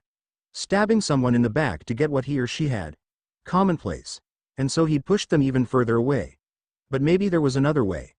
A small part of Naruto, a part he thought he'd buried a long time ago, screamed at him to extend the hand of friendship and do his best to get along with them. After all, they would have been his teammates had fate not decided otherwise. Maybe it was worth a try.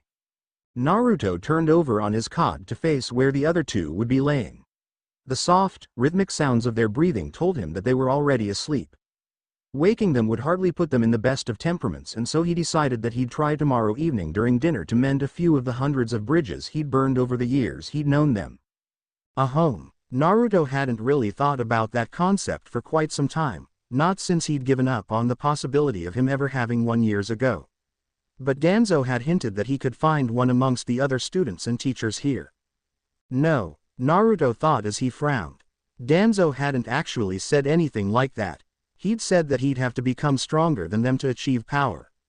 Secrets. That's what the mummified instructor had told him. Secrets had power. Did that mean he had to hide his power from the others? But then, what power did he have that others didn't? Naruto grit his teeth in frustration. He'd had enough of secrets. His entire life was one big never-ending riddle. At first he'd grabbed onto the possibility of his parents being traitors. Certainly it would explain the mistrust they had for him. It didn't, however, explain their continued hatred of him. If his parents were traitors, then it didn't explain why people weren't allowed to talk about it.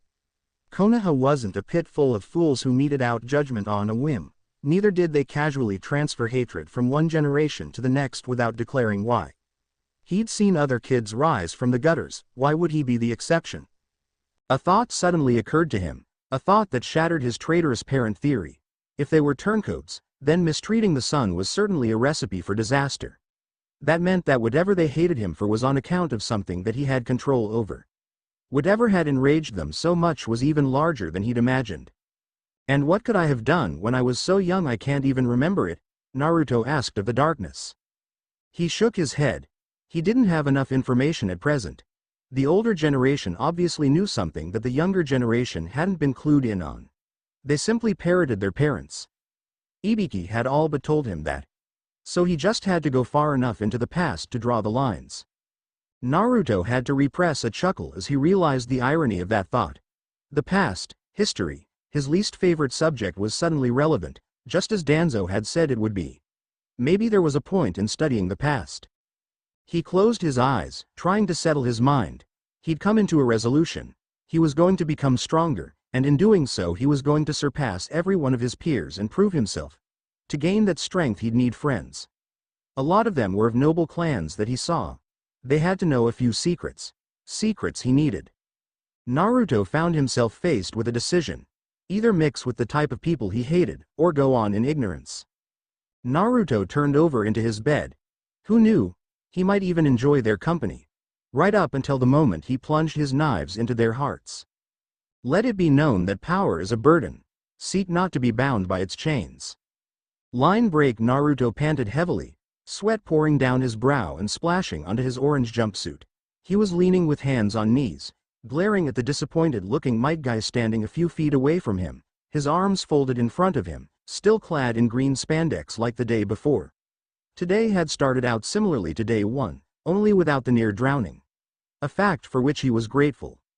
"Yosh, start from the beginning," Guy commanded in his ever-exuberant voice. Naruto followed the order, straightening up and started the kata again, his tired limbs going through the motions, which by now were fueled with more determination than strength. 4 hours. 4 miserable hours he'd been going through various martial arts stances under the keen eyes and bushy brows of Might Guy. Jujitsu, rock fist, Muay Thai, karate, kung fu, and names of forms Naruto couldn't even remember. They drilled them all. And Naruto had to face the reality that he wasn't nearly as good as he should be. He could partially blame his lack of skill on the poor instruction he'd received at the academy. However, after 4 hours under Guy's guidance, Naruto had to admit that he'd never put much effort into hand-to-hand combat. Just like now. Naruto rebuked himself, focusing on the kata's movement. "That will do for now." "A very youthful display," Guy said, stepping up to stand beside Naruto, handing him a water bottle. Naruto took it, gulping it down greedily. "I didn't do good enough. I could see it on your face." Naruto bit out in between swallows. "Nonsense," Guy said in denial, waving a dismissive hand as he laughed heartily. "Your form is crude but youthful. Fan your flames of youth and you'll sprout into a glorious ninja." Naruto eyed the spandex-clad ninja. He still wasn't sure what to think of the man. His instructor shouted far too often for Naruto's taste, and he still hadn't figured out what Guy's obsession with youth was. Certainly, it wasn't harmful, but it certainly stuck out. "Though I would recommend a change of clothes," Guy continued, oblivious to Naruto's scrutiny. "Even with how youthful your own display is, I'm afraid it isn't very practical for youthful clashes." Naruto raised his eyebrows in surprise.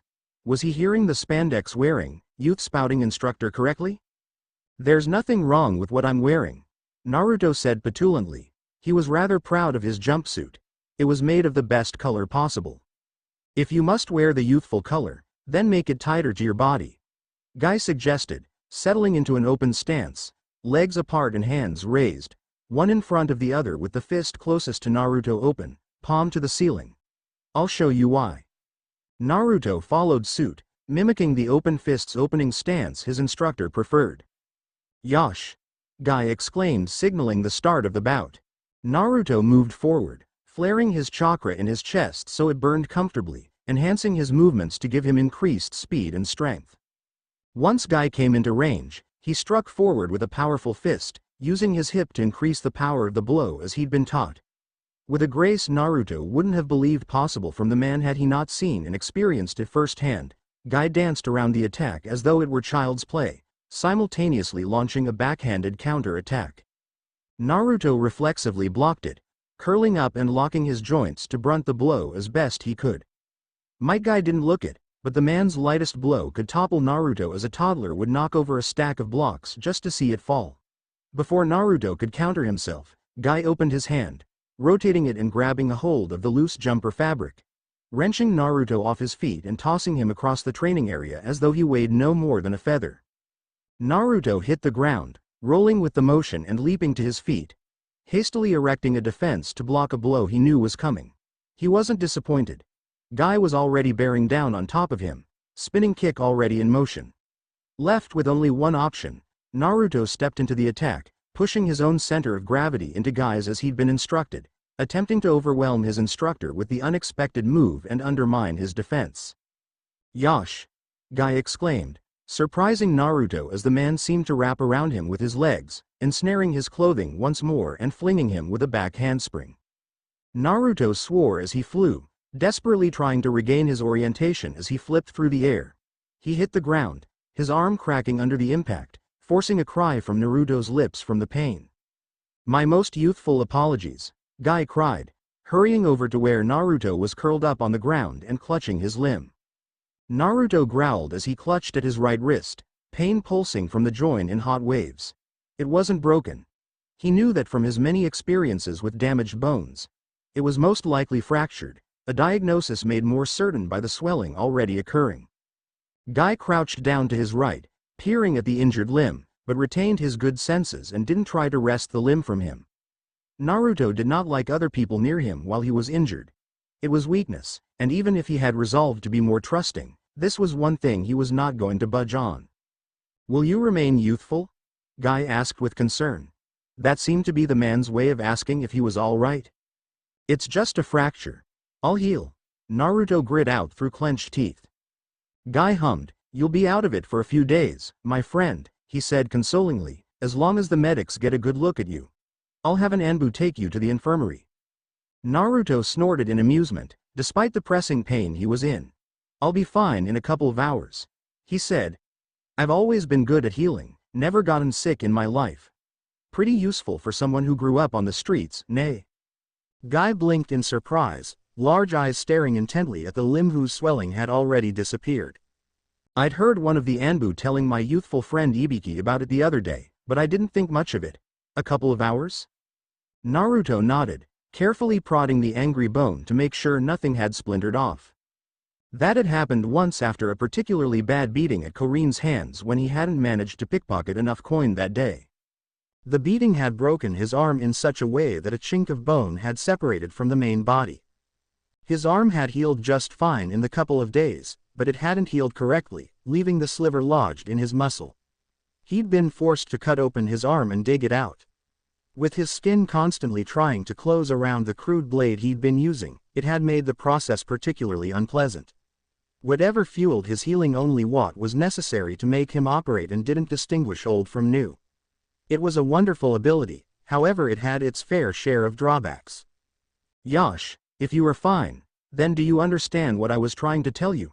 Guy asked, a question Naruto nodded to. His jumpsuit, the future of style, was too bulky for close-quarter fighting. It was easy to catch on to and use against him in the middle of battle. The way Guy had used his own clothing against him twice had been skillful, presenting very little opportunity for countering. As loath as he was to admit it, he needed to change his wardrobe a bit for when he was expecting combat.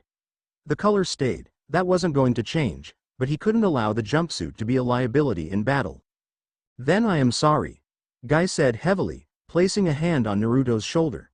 "But your life is going to become much less youthful for a time." Naruto cocked in head in question at the Jonin.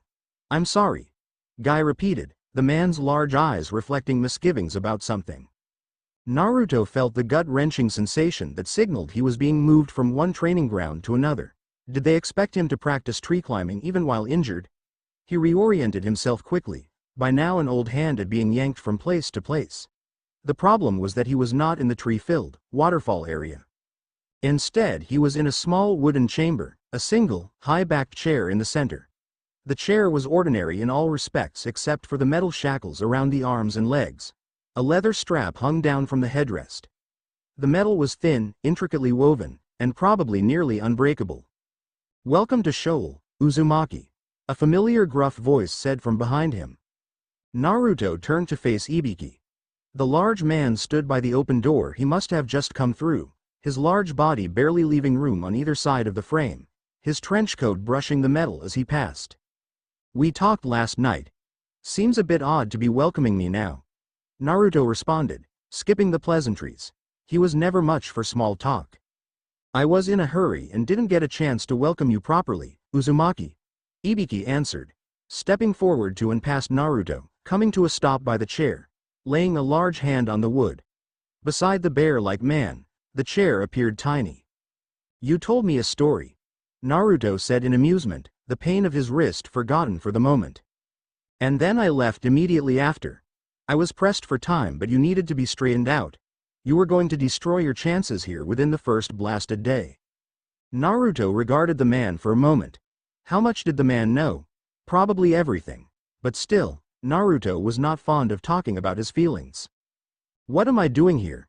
Naruto asked, his eyes darting to the chair before returning to Ibiki. "We are going to push you to your limits, Uzumaki." Naruto was immediately on alert, his mind finally putting the pieces together. Everyone's talk about his healing, Guy's apology, and worst of all, the chair sitting in the middle of the room, its frame suddenly seeming much larger and more imposing. He stepped back instinctually. His eyes widened as his back pressed up against a wall where a door should have been. The disappearing and appearing doors were quickly getting on his nerves. "You can't be serious," he said. "Remember what I told you about prices and demands?" Ibiki asked. "Yes," Naruto barked, pressing himself even harder against the wall, "but you didn't mention that I was going to be tortured." The large man hesitated for a moment, deep brown eyes holding Naruto's with a dispassionate, analytical gaze that bore into Naruto's very soul. The stare was similar to the one he'd given Naruto just a few days ago when they sat almost exactly like this one.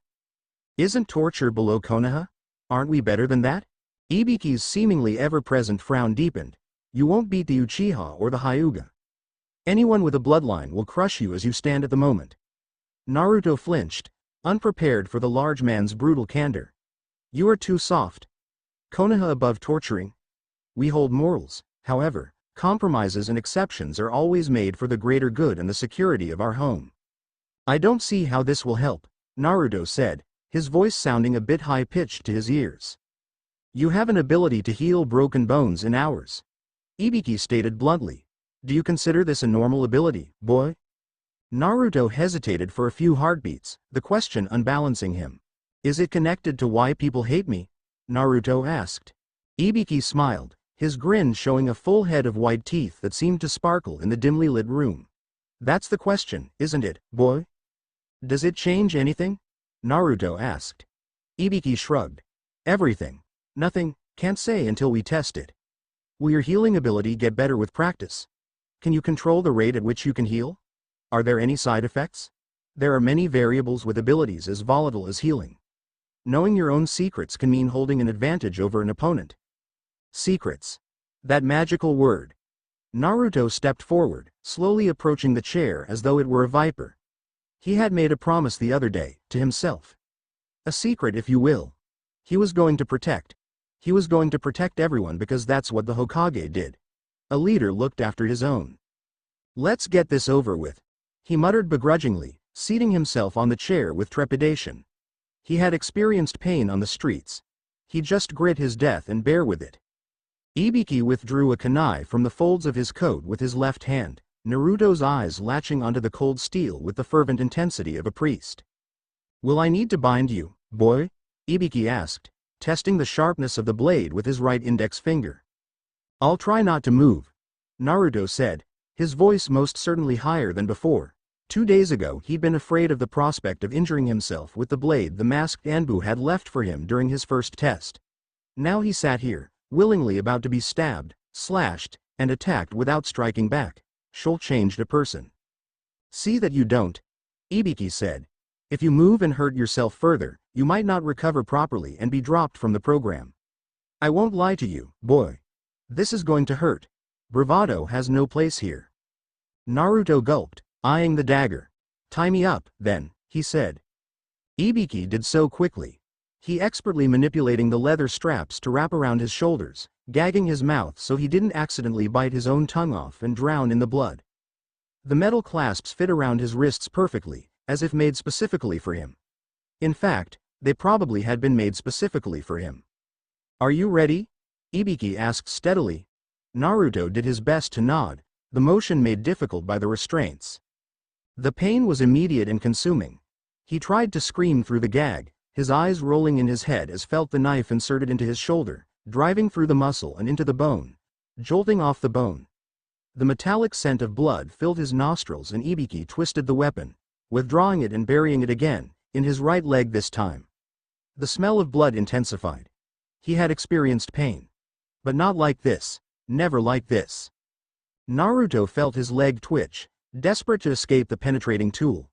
What had possessed him to agree to this? He had been arrogant beyond belief to assume he could endure this. He wanted to go back, to escape and curl up somewhere no one would find him. 3 pricks in quick succession, 2 in the left leg, and 1 in the gut. His vision blurred but everything became clear. He was being murdered. Ibiki was no different from the others. He hated Naruto and had led him along with small tidbits of information, getting him to trust him, even if slightly. An inexplicable primal anger that was not his own rose up inside him. It was animalistic in its intensity and inhuman in potency. Anger so powerful that Naruto's world was devoured by it, squeezing and blacking it out completely. Line break. Sakura sat on her cot alone. She hadn't bothered to turn the lights on full, preferring to keep them dim. Her body still trembled from her experience with Anko. The woman, if she could be called that, baffled and terrified her. The Snake Mistress, a moniker the purple-haired woman reveled in embodying with her serpentine summons, flitted from emotion to emotion with all the steadiness of a leaf on the wind. One moment she would be praising Sakura's chakra control, the next belittling her for her poor stamina. Sakura's hand twitched towards the pen and paper that rested on the cot beside her. She'd written a list of apparently random supplies on the request form. She knew how to assemble them into something workable. Indeed, her parents, God's rest is their souls, had seen to it that his little girl knew how to properly construct a still. She hated them. Her family was part of the reason she joined the academy. She had escaped them and their wasteful, idiotic, penniless ways. They couldn't keep a cent between them, always gambling, drinking, or partying with their drug buddies before returning home and collapsing on the floor like soaked rags, too drunk to carry themselves to their dirt-stained beds. She had been happy at the academy. It was a relief. She could act just like everyone else. Moon over boys. Talk about makeup, titter over a dress. She could be just like everyone else.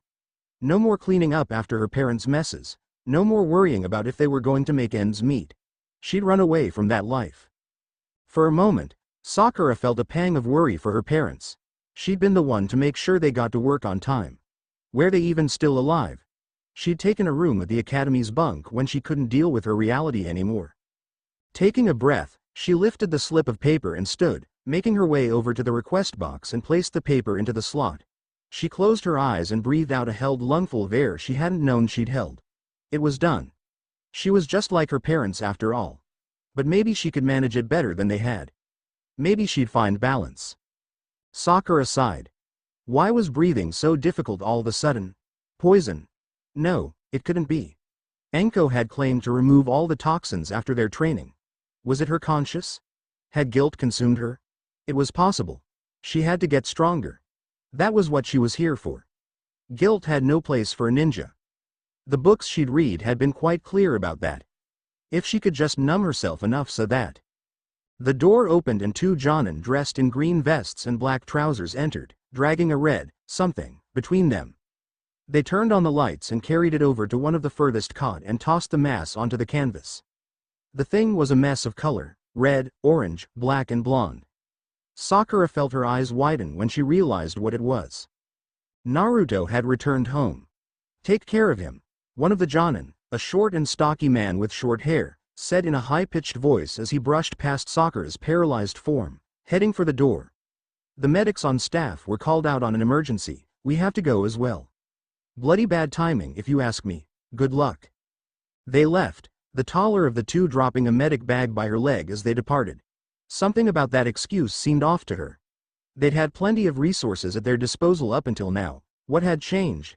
She didn't have time to think about it. Naruto wasn't moving and there was so much blood staining his clothes. Sakura grabbed the bag, rushing over to where Naruto lay prostrate, eyecloths and skin deathly pale, not even noticing that her trembling had stopped. She had to force down a gag as the smell of blood hit her like a hammer blow. There was so much of it. How did a body contain his much? She shook herself, snapping out of her stupor. She had to focus. Naruto's life may depend on her keeping a level head. Snapping the bag open, she reached inside, fingers scrabbling among the collection of strange tools. Eventually, she found a roll of linen and a tube of disinfectant. She was familiar with basic first aid. Her parents were not graceful drunks, but the array of injuries before her was beyond her skill. Slashes, cuts, stabs, at least 1 or 2 fingers were broken. Someone had already set the bones into place. She had to splint them before they were knocked back out of alignment. Sweat beaded on her forehead as she set to work. Carefully, Sakura picked the jumper apart with cautious fingers, being sure not to touch the wounds. The once bright orange cloth was now more a collection of red and orange strips that clung to Blonde's body out of sheer obstinacy rather than design. Once she'd pulled and cut the top half of the jumper away from Naruto's body using the scissors from the bag. There was large gash across Naruto's chest, an angry red already outlining the wound. Infected. Sakura thought, a corner of her mind analyzing each wound as she dressed the larger wound on the chest, running a strip of linen dipped in the vial of cleaning alcohol around the edges of the injury. Clean well and run a silk thread that'll dissolve as the wound heals. Pulling out a run of thread from the bag, she quickly unwound a strand and hooked it through a needle and began to knit Naruto's flesh back together. How like a doll humans were. They could even be repaired in the same way. She wasn't a doctor, but she had read books from the academy on first aid during her first few months at the academy. If she had washed out early then she would have needed to care for her parents better. The words she'd read on those pages were as clear in her mind as the day she'd read them. She'd always had a good memory when it came to remembering what she'd read. Photographic memory, it was called, useful to a librarian or some scholar, but not so much for a ninja. Sakura had to repress a wince at the thought of her weakness.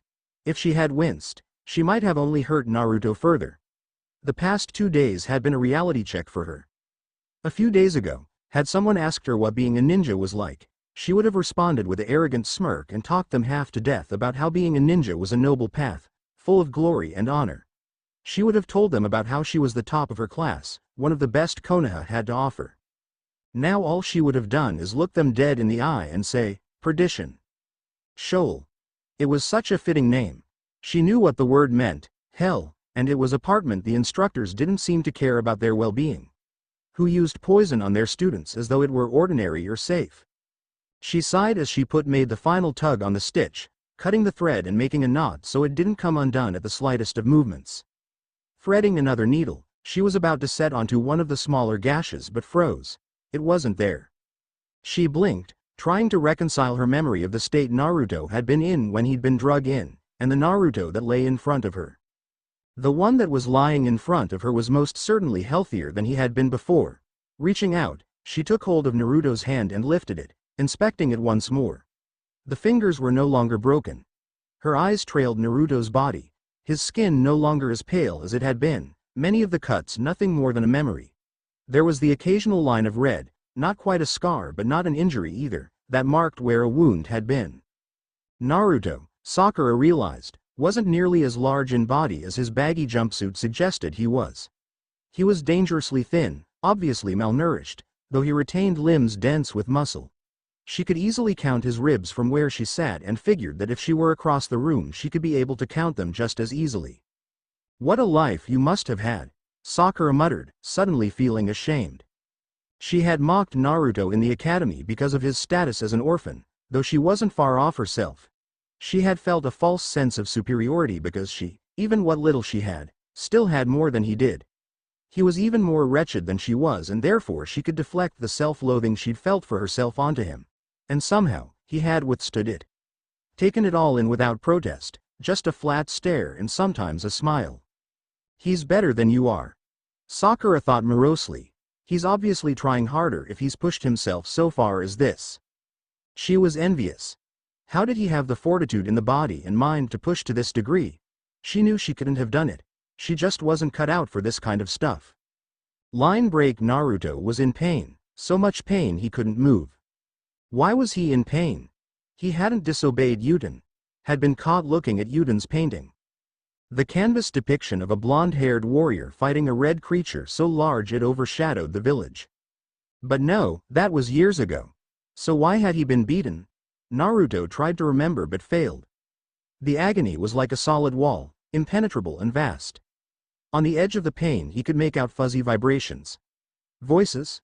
Focusing in on them, he could just barely make out what they were saying, though recognition of those voices was beyond him.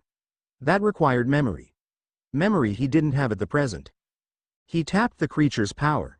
It wasn't hard to suppress. The boy barely scratched the surface of what it's capable of, but it made retaining him difficult. A gruff, short voice said, "You went too far." An old voice said sharply, "You nearly killed him." "No," a younger, if not by much, voice said, his voice urgent and pressed. "We need to press them harder. Did you learn anything?" His healing ability grows better the more it's used. Naruto knew that voice. It was somebody. The healing slows as his chakra runs dry. It's as though it learns what must be done and improves, though I don't see it getting much stronger than it already is. The boy's had a hard life and already pushed the ability to his limit. I suspect it's the main reason he survived. He won't be able to regenerate from anything that would ordinarily kill instantly, such as a blow to the head. But killing the boy won't be easy. Push them all harder, then.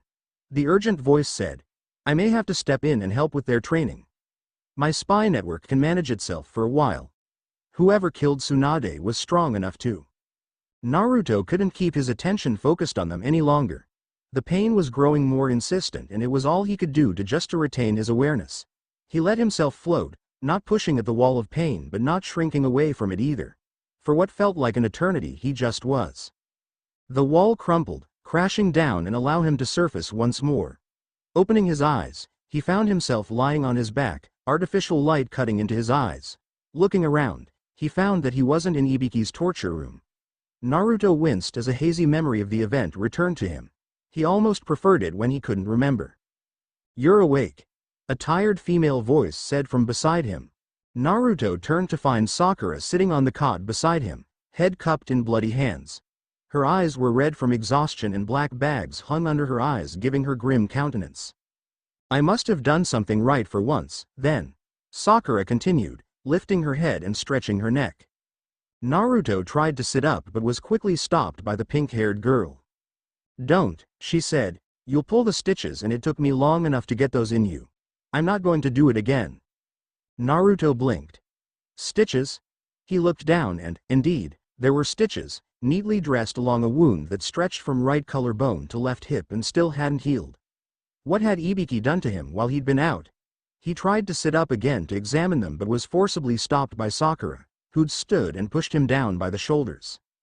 "If you don't lay still, I'm going to knock you unconscious again," she said with agitation, holding up a clenched fist to illustrate her point. Naruto obeyed reluctantly, resting his head against the pillow once more. "What happened to you?" she asked, sitting back down, though she was perched on the edge of the seat and ready to leap forward once more should he prove untrustworthy. "Training." Naruto grunted, closing his eyes. He was tired, despite just waking up. Being tortured into unconsciousness didn't make for restful sleep and he didn't really feel like talking at the moment. Sakura arched a delicate eyebrow at the non-answer. "You know, I could just decide that I wasted my time sewing you together and revoke my charity," she said threateningly. Naruto's eyes darted to her briefly before seeing the bluff reflected in her emerald eyes. She wasn't going to hurt him. A judgment quickly proven wrong when leaned forward she flicked him on the chip with chakra-enhanced fingers, the force of the blow snapping his head back slightly. "I'm not in the mood to play 20 questions, she said dourly. "We've both had a rough day." Once his eyes stopped rolling around in his head, Naruto reassessed the situation and came to two conclusions. 1. She was willing to hurt him. 2. He resolved earlier that he wanted to get on with his teammates. This was as good an opportunity as he was likely to get. "I've begun to get a very good idea what Shoal is going to be like," he said. "I've not got much going for me." Naruto paused, not enjoying the admonition of weakness. It went against his raising. But now, He didn't see that he had much choice. I don't have the natural abilities that comes from being of one of the noble clans. The only thing I've got going for me is my determination and the fact that I'm pretty good at healing. Sakura felt her eyes widen in surprise at Naruto's words. She had a very sickly sinking feeling she knew where this was going. So I have to do what must be done to match them. I can outlast them. I have more stamina, and once I get better I'll grind them down. It'll have to do for now. I'll get better, sooner rather than later, if I have my way. Naruto hesitated. Can you do me a favor? Sakura nodded mutely. Can you get me a request slip? She did so. Naruto accepted the paper and pen, quickly jotted down a few items, one of which was a new set of clothes, and handed it back. Thanks. Naruto murmured. An introduction to sealing? Sakura asked after taking a quick glance at the list. Raising an eyebrow at him in question, she shot him a look. Isn't sealing difficult to learn? Naruto flushed at the implication. He knew that he wasn't a genius like the Uchiha or have perfect scores like Sakura did, but he was not stupid. He was just average. Painfully, disappointingly average. I'll get it. He grunted, glancing down, idly noticing that the slash across his chest wasn't nearly as inflamed as it had been a few minutes ago. I'm just full of surprises. He was surprised when Sakura didn't contradict him, as she would have just a few days ago. She just sat there, hands idly twiddling with her torn skirt, eyes unfocused from thought. I suppose, she said eventually. Who am I to say otherwise, Naruto frowned. This was not the Sakura he was used to. The Sakura he knew was brash, angry, and had a mean left hook, but most of all she was overwhelmingly self-confident. He brought his fingers up in a hand sign. Release, he said, pulsing his chakra to dispel a genjutsu. Nothing changed, not that he was surprised. He was dreadful at dispelling illusions. What was that for? Sakura asked, confused. Sorry, Naruto said, frown still in place. She had touched him, so that meant she was probably real. Not to mention this would be a pretty stupid illusion for someone to put on him, now that he thought about it. You're not usually like this, he said. Like what? Sakura asked, perking up a bit. You're not usually so, Naruto floundered, gesturing at her vaguely with two hands, droopy. Oh, Sakura said, wilting again, that. I've been disillusioned. Naruto's frown deepened. Isn't that a good thing? He asked. Who placed the genjutsu on you? Sakura chuckled weakly, a small smile playing along her lips. Not that kind of illusion, idiot. What I mean is being a ninja isn't entirely what I thought it'd be. It turns out, I'm not very good at it. You too, huh? Naruto asked, understanding where she was coming from. Looking down, he inspected the stitching. You know, he said slowly, this is rather good work. It's sloppy and uneven. Sakura said with a snort, not looking up at him. It's nothing like what the book I read a few years ago described. Naruto stared at her incredulously. A few years ago? Had he heard that right? Growing up where I did, Naruto said, forcing a light tone. He didn't like talking about his past, but it seemed like Sakura needed someone to talk to at the moment. I've had to do my own fair share of stitching.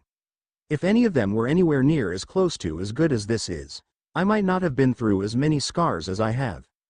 I didn't see any scars on you, Sakura said, eyeing him. I told you, I heal. Everything fades in time, even scars. What I'm trying to say is that you've got a talent in this. Healing people is hardly what ninja do, Sakura pointed out. Maybe I'm wrong, but wasn't one of the Sannin a medic nin? And aren't we training here to, I don't know, replace them or something? He knew full well that one of them was a medic. He'd been reading history the other day and the author had gone into painstaking detail on how they helped win the war. His statement had the desired effect in making Sakura pause in thought. Do you think I could be like her, like Tsunade? She asked, unable to keep the hope from her voice. Naruto wasn't surprised that she knew the Sannin's name. She seemed to know just about everything. It was one of things that initially had attracted him to her. Of course. Naruto said with a grin. I don't think you've ever felt one of your left hooks before. You're already halfway there. Sakura narrowed her eyes and Naruto's smile vanished faster than a leaf in flames. In the excitement of the moment he'd forgotten. He'd forgotten whom he'd been talking to and how quickly Sakura's temper could turn. He bit his tongue. Talking too much had been one of his problems on the streets. He acted like he didn't like people, hiding behind so-called weakness, but in truth he loved people. He enjoyed what made them tick. Their likes, dislikes, their dreams for the future, what their past was like, he liked to hear it all. And he'd been beaten for it. So he'd had fun at the academy while he could, doing stupid stuff for a laugh but remained quiet outside. Naruto put his palms up in a gesture of surrender. I didn't mean it like that, honest. Sakura relaxed, smiling. Don't worry, I'm not going to hit someone who is injured. Not anymore. Naruto said cheerfully, sitting up and picking at the stitches still in his skin, though his wound had disappeared, leaving a white scar in its place. That's not possible. Sakura said, eyes wide. What can I say? I'm a surprising guy. Naruto commented, finally succeeding in getting a grip on the thread and began to pull it out. It looks like me becoming a medic is rather useless to you. Sakura said blandly, almost sounding disappointed. Nonsense. Naruto replied dismissively. If you hadn't helped, it would have taken at least a day for this to heal. The dirtier the wound, the longer it takes to recover, I find. Makes sense. Sakura said. The less bacteria in the wound, the less your body has to work to heal. Sakura's face took on a thoughtful expression, tapping her chin with her index finger. That's a really useful ability, almost like a bloodline. Uzumaki, I've never heard of them before. Naruto shrugged, discarding the small thread he'd successfully pulled to the side. I haven't either. If I was part of a clan, we must not have been important. I never knew my parents. Naruto shot a look at her, as you made a point to rub in. Sakura winced, her face flushing in shame. I'm sorry about that, she said softly. I don't really have an excuse. Don't worry about it, Naruto said heavily, leaning back on his bed, tucking both hands behind his head. There was little point trying to cover his chest up. He couldn't access his chest yet to get a change of clothes, and what remained of his shirt was gone. Everyone hates me. Why should you be any different? Sakura's flush deepened. But why do they hate you? I haven't the faintest idea, Naruto said airily, covering up just how much it really bothered him. That doesn't make sense. You're telling me, The door opened, cutting Naruto off, drawing the two's attention. Sasuke entered, his head held high as usual, black eyes staring forward with a confidence Naruto was surprised to see still intact here. The only thing that gave away that he wasn't just out on an evening stroll were his torn clothes, thin scratches just visible through the open fabric. He also had an involuntary twitch in his left arm. Anko use her poisons today? Sakura asked, surprising Naruto with the small trace of venom in her voice. Apparently she'd really meant it when she'd hinted that she was jealous of them for being combat types. Shoal had really changed her. It's not like you haven't changed a bit yourself. Naruto mentally chided himself. Protecting people? Stupid for someone to make that resolve on the streets, dead stupid. But I'm not on the streets anymore. I'm in Shoal. The rules don't apply here. Sasuke cast them a level gaze, contempt barely repressed under the carefully calm expression. Naruto felt his dislike of nobility flare inside of him again, but this time he made more of an effort to suppress it. Snapping at the Uchiha would do little to bring them together as a group. Come on, sit down, Naruto called, waving the raven-haired Uchiha over. He caught a glimpse of Sakura giving him an unidentifiable expression out of the corner of his eye. Join in our debauchery. What? Sakura exclaimed. A flash of surprise crossed Sasuke's face before he got it under control again. I'm guessing that was the wrong word to use, Naruto grumbled. Keeping languages straight is frustrating. How many do you know? Sakura asked. Naruto shrugged. Dunno, he replied. A few the names I know of, others I don't. You pick things up where I was raised. All sorts of people collect there. That's impressive, Sakura said. I wouldn't have thought that of you. Naruto shrugged again. I've said it once, I'll say it again. I'm a surprising guy. What happened to your clothes? Sasuke asked tersely. Naruto smiled widely. A regular day at Shoal. Sasuke hesitated for a moment, and then nodded curtly, accepting the answer. For once, Naruto was grateful for the Uchiha's direct manner. He hadn't relived the experience for Sakura, and he certainly didn't want to go through it for both of them at once. You were never supposed to be here, Sasuke said confidently. You don't have a bloodline, nor are you talented enough to make up for it. You will fail. Naruto let his grin grow even wider. We'll see about that. I'll show you that one day I'll become Hokage. Sasuke leveled a cold stare at him. Prove it, line break. Sasuke sat stiff-backed in his chair. The blonde Yamanaka lounged in his seat across from him. The room they were in was small, but comfortable in a homely kind of way that made Sasuke edgy. It was very unprofessional to have personal items in a workspace environment, like the pictures of his family on the desk and the crudely drawn artwork on the walls, signed by an Ino Yamanaka, age 5. So how are you today, Sasuke? Inoichi asked pleasantly, the lack of formality between them causing Sasuke's eye to twitch in annoyance. It was the end of the week interview. Time had slipped away from him, and this interview came far sooner than Sasuke would have liked. Can we skip the FICO babble introductions? I haven't the energy for it and I know it just as well as you. I am fine. My training goes well. I have made efforts to connect. He bit the word off as though it were filled with something unpleasant, with my bunkmates. They're crude, uncivilized, and has no concept of what it means to be a ninja. Inoichi nodded with each word as Sasuke spoke, though his expression was unsympathetic. You came awfully close to dying your first day here, Inoichi said lightly, as if commenting on the weather. Sasuke froze, being sure to keep the feeling of icy dread off his face. If he died, then there would be no one to avenge his family and his brother's crimes would go unpunished. Yes, Inoichi continued. You didn't think that we wouldn't be watching as we shoved a bunch of fresh recruits into a room steadily filling with water, ready to intercede? I must admit, I was disappointed that you had to be cajoled into helping your bunkmates. I had to nudge young Naruto into saying a few things. Sasuke grit his teeth. Now it made sense why Naruto seemed to have knowledge of things he shouldn't. This insufferable man was tugging the Dobi's strings as well. At the time I had thought them worse than useless. I was wrong. Sasuke said stiffly, displeased at having to admit his fault, but the psychologist wasn't going to accept anything less. And if Sasuke's suspicion that Inoichi could read his surface thoughts was true, there was little point in denying his faults. Oh? Inoichi asked, prodding. Each evening after dinner, Naruto is always wearing a new set of clothes. He tries to hide it by wearing similar clothes, but he cannot fool my eyes. I wasn't aware that Kakashi had succeeded in awakening your bloodline, Inoichi interrupted. Even without the Sharingan, an Uchiha's eyes are not to be underestimated. Sasuke sneered. Though they try to hide their after-hours studying from me, I know that Naruto's been reading books on sealing and Sakura's been reading medical texts. They are preparing, Inoichi said plainly, placing both of his hands on the table. You know that the scoring starts in only 6 months' time. The eliminations will begin a year or so after that. They've undergone some rather interesting changes already since they've arrived here, though I doubt they've realized in themselves yet. Sakura has realized what she wants to do and Naruto has redefined his purpose in life. It is only you in the grouping who hasn't changed.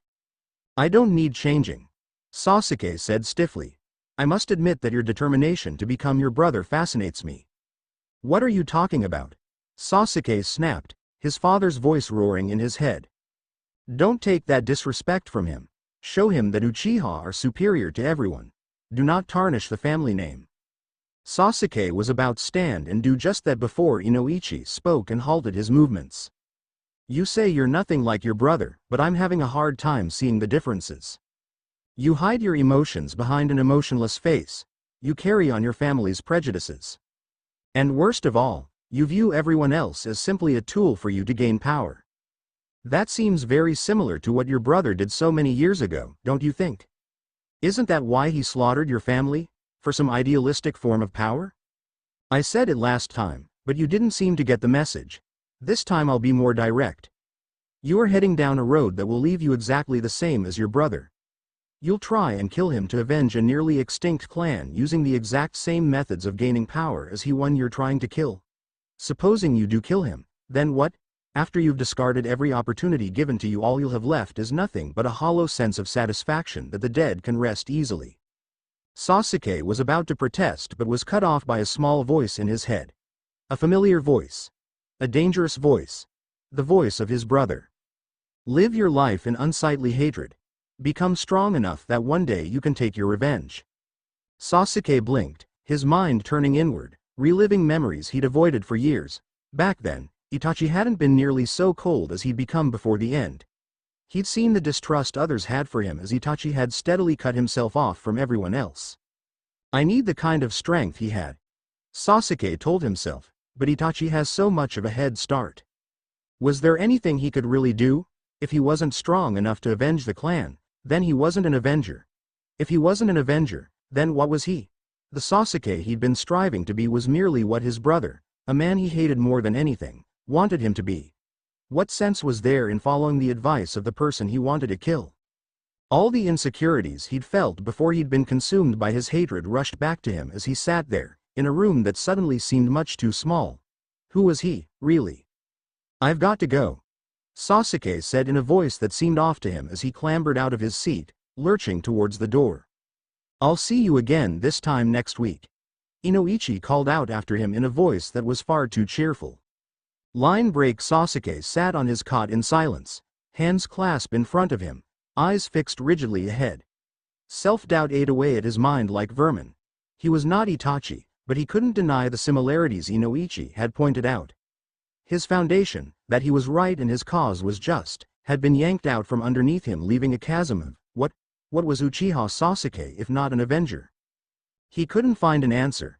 His entire life had been a lie, an illusion cast on himself without the aid of Chakra. The entire world was nothing but one huge heap of lies. Truth? What was truth other than what you decided to make of it? A man could believe himself to be a popsicle, but that wouldn't make it true no matter how much he acted like one. Sasuke was a popsicle and power was his delusion. The skin on the back of Sasuke's knuckles turned white as his grip tightened. And what is power other than an illusion of perception? He thought, standing up and glancing at where Sakura was working on constructing her still before turning his attention to the door where the blonde had left earlier. He hadn't thought her an alcoholic, but it was becoming more and more clear that he didn't know anything. Naruto says he'll become a Hokage. The thought was absurd. The blonde was weak, reckless, thoughtless and brutish. The blonde was also honest in a way Sasuke never had been. Every word he spoke was from his heart and not his head. Before he dismissed it as foolish and naive, but Naruto knew who he was and stuck true to it, whereas Sasuke had suddenly found that he hated himself and what he'd become without even realizing it. Looking back, Sasuke realized just how bitter he'd become. As a kid, he used to have friends, all Uchiha, but that was more out of convenience than snobbery.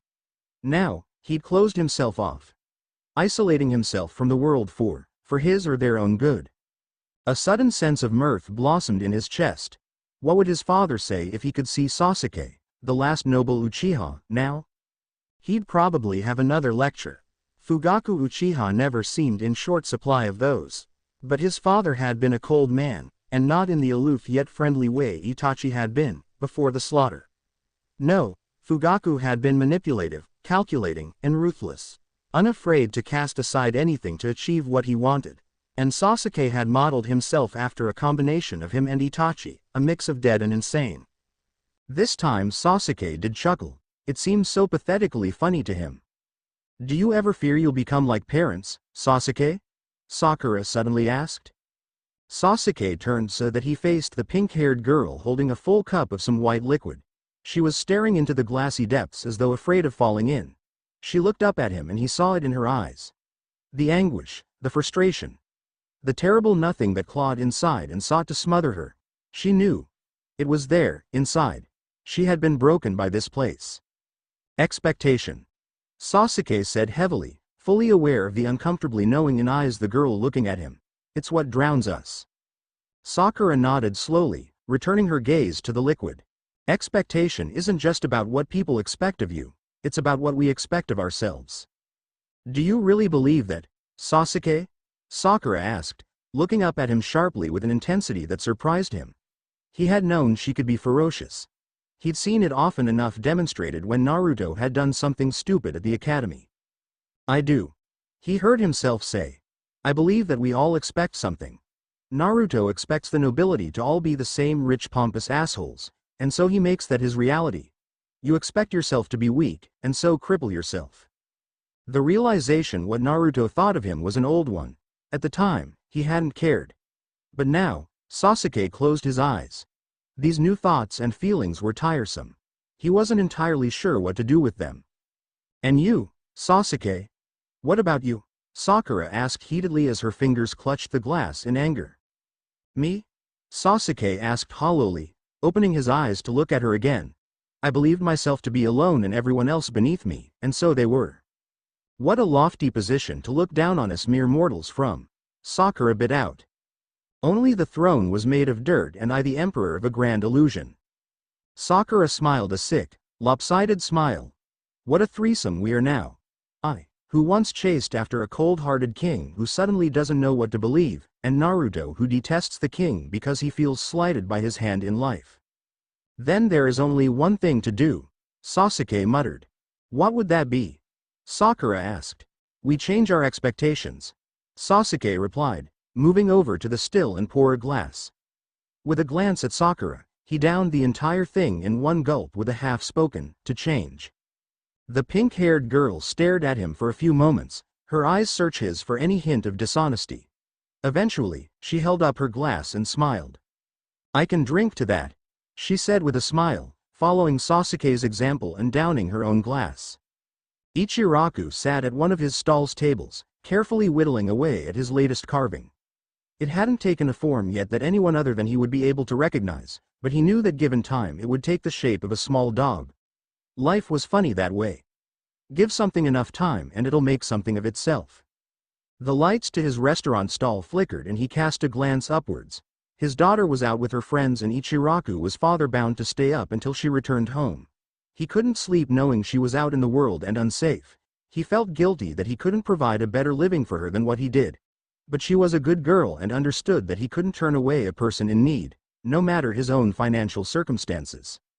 He caught a movement out of the corner of his eye. Turning his body without changing his posture, he turned to see a small blonde boy standing in the doorway to his shop, the moonlight streaming in behind him through the open door. The boy's face, hair and clothes were dirtied by mud. He regarded Ichiraku distrustfully with brilliant blue eyes that contrasted with his attire violently. Come in, my friend, Ichiraku said, pinching his spectacles as he looked at the boy.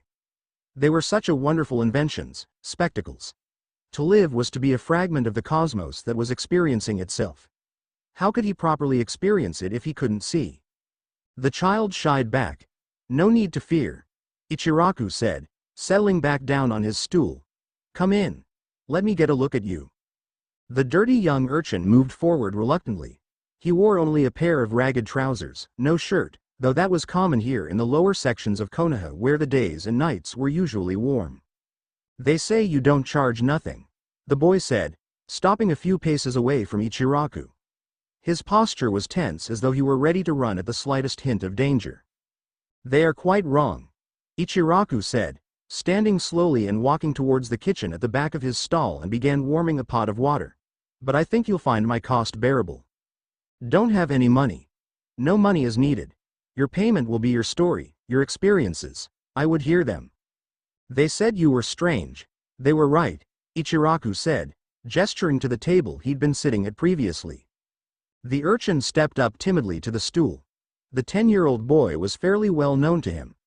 Though the grim darkened his skin and hair, the blonde spikes gave him away in a village where that particular shade was rare. You needed the light to see it right, but it stood out in the dim moon nonetheless. So, Ichiraku said, pulling a few ingredients from the cupboard and placing them on the chopping block, setting to work on them with a knife he'd pulled from the rack just above the stove. Your story? You're old, the boy said. Grandpa old. You must know everything already. What do you want to hear from me? It is one of my quirks, Ichiraku said. Come now, let's hear it.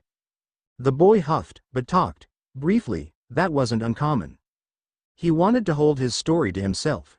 Slowly, with careful questions, Ichiraku pried the story free. The boy had never met his parents.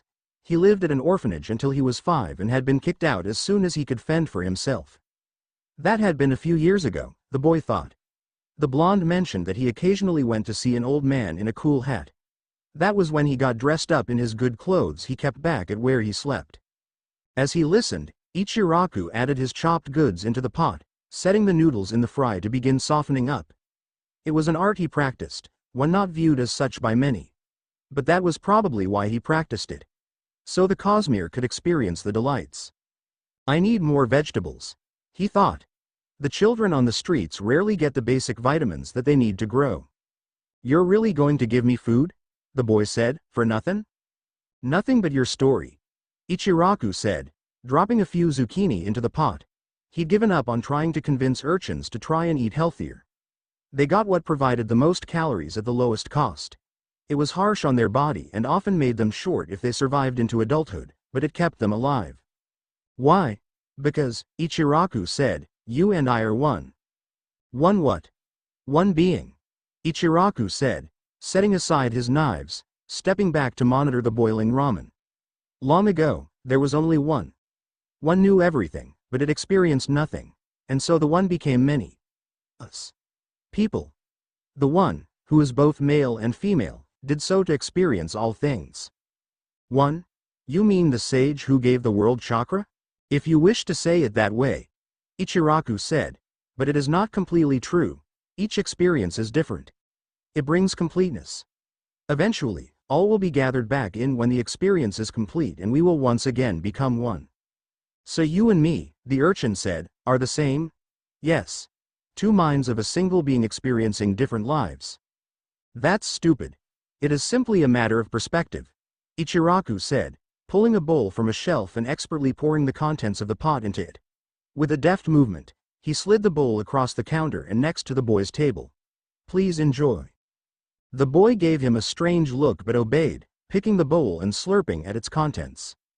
Perspective, Ichiraku said, lifting his hands up and wiggling his fingers. The fingers on my hand might seem individual and alone. Indeed, a thumb might think it have very little to do with the pinky. What the fingers don't realize is that they are part of something much larger, that, indeed, they are one. The urchin frowned. Some of that had probably been beyond him. I need to speak more plainly, Ichiraku thought. Why do you get to be the finger with the expensive ring? The boy said, leaping from his seat and started pacing, while I gotta be the pinky with the broken fingernail? Ichiraku smiled. I know it sounds unfair, but there can be no unfairness as we are all the same, in the end. Besides, I didn't always have this shop. You didn't? No, I think you'd be surprised at where I came from. Please sit back down. The boy settled down. That food's really good, really, really good. Ichiraku stepped around the counter, feeling a sense of satisfaction when the boy didn't flinch away from his approach. He collected the bowl and returned to the kitchen, setting to work on cleaning the dishes. Ayame should be home soon and he didn't want her coming back to a dirty mess. The things you're talking about, the boy said, they sound dumb to me. I mean, if we are all the same person, shouldn't everyone know this already? As one, we knew truth, Ichiraku said, but as many, we need ignorance. We exist in variety to experience all kinds of thought. That means some must know and some must not. Just like some must be rich and others must be poor. He began drying the clean dishes. Long ago, people knew this once. It's not talked about as much as it should be. Your life might be unpleasant. Unpleasant? All right, downright awful. But it will get better, young one. I promise it. I thought. The boy said, stepping out of the table and dropping to his hands and knees only to crawl under the same table he just left. That you were going to tell me that life is awful but it don't matter in the end because we are all going the same place. That's true, Ichiraku said, but it isn't very comforting right now, is it? Nope. Ichiraku replaced the bowls in the cabinet and checked to make sure the fryer was off. If we're all the same person and going to the same place in the end, you don't need to give out free food, it doesn't matter. You wouldn't hit yourself in the face, would ya? If I make your life better, I make my own life better. That's crazy talk, the boy said, I think you're just a nice person. The flaps rustled and a shadow entered the stall. Ah, I'm afraid we're close right now, Ichiraku said. We'll be open in the morning though. Feel free to come back then. The shadow separated itself from the darkness to reveal a tall man with black hair and unblemished features, except for a pale scar running down his left cheek. He wore black and silver, a suit, though not one Ichiraku was familiar with. I had to look very hard, the man said, to discover your indiscretion. Just the morning. Ichiraku stammered. You have lived a clean life since your youth as a carouser. The man said, his voice even. A young man of money who drank and partied away what his parents left him. That is not illegal. Murder, however, is. Ichiraku sank down onto a stool. I didn't know it would kill her. Poison delivered in the form of a bottle of wine. They said the vintage was good. Ichiraku said. They told me that she'd love it. They said she'd know it was from them. I was desperate for money, to eat, you see. You were an accomplice to murder. The man said, pulling his gloves on tighter, first one hand and then the other. He spoke with such a stark lack of emotion. He could have been talking about the weather. I didn't know. Ichiraku pled. You were guilty nonetheless. The man drew a sword from the sheath to his side and leveled at Ichiraku's chest. A sword? What kind of constable of the law was this? Ichiraku stared at the cold steel pointed at him. The stranger was a dark shade in the night, his weapon a shaft of the moon itself. It was 20 years ago, Ichiraku said. Justice does not expire. The man shoved the sword through Ichiraku's chest. Experience ended. Line break. Naruto stared transfixed as the kindly old man's body hit the ground. The man who killed him didn't even glance back as he sheathed his sword and turned to leave the stall. The echo of the shop's flaps seemed to echo forever in the silence as the man vanished back into the night. Old man. No answer. The kind shop owner's sightless eyes gazed up at the ceiling with an intensity only the dead could muster. Naruto wasn't unfamiliar with death. He'd spent enough nights huddled in a gutter listening to the hacking cough of some other misfortunate that rattled out his last breath in the middle of the night, only to find the corpse in the morning. This was his first time actually seeing someone die. Naruto's eyes widened in horror as he heard someone approaching, humming a light tune. The flaps sounded again and a girl with brown hair dressed in a red shirt and light blue skirt. She froze, the bags she was carrying clattering the ground as she saw the corpse. Naruto watched the horror dawn on her face as her mind caught up to what her eyes were telling her. The girl's scream rent the evening air as cleanly as the sword had penetrated her father's body. Tears streamed down her face as she crumpled to her knees. She remained sobbing on the floor, not even acknowledging Naruto's presence as he crawled out from under the table and snuck out. He couldn't think. Naruto stumbled from the stall and wobbled his way down the street, eventually collapsing in an alleyway. The man had been so nice. Crazy. But nice. Nice was so rare in these parts where people were so mean. What had the ramen maker done to deserve the tall man's anger? The man had such beautiful clothes. When he'd first seen him, Naruto had thought the man one of the great noble families come to acknowledge the nice man's nobility. Only he'd stabbed him instead. Why? It was all wrong, all terribly, terribly wrong. Naruto clutched his head and sank to the ground, pressing his back up against the wall for some form of stability in a world that had lost all justice. The nobles were supposed to protect everyone. They were supposed to be the good guys who upheld good deeds and battled against Konoha's enemies. They were supposed to care. It was just one noble. Naruto thought, seizing onto the thought. He must be one of the bad ones that the other nobles don't like. They will find him and bring him to justice for the honor of the great clans. Honor was dead, and it had been forgotten long ago. Line break. They thought him insane, but their understanding didn't matter to him, nor was it required. The evening was cold and a thin layer of mist clung to the air as the temperature continued to drop. Hidan made his way through the small village, his black Akatsuki robe fluttering as he walked, the chest of the tunic undone and exposing his bare chest to elements. He didn't need to worry about catching a cold. Death didn't concern him. Hidan's eyes shifted from side to side as he spotted a few villagers peek out at him from their homes, timid eyes uncertain about the silver-haired man who strode so confidently through their home. Kill them. God whispered in Hidan's mind. Hidan smirked, resisting the urge to obey the command. Lord Jashin required sacrifices and it had been several days since he'd last performed a ritual in honor of his god. It wasn't a wonder that he was getting testy. Getting to Mist had taken longer than he thought it would.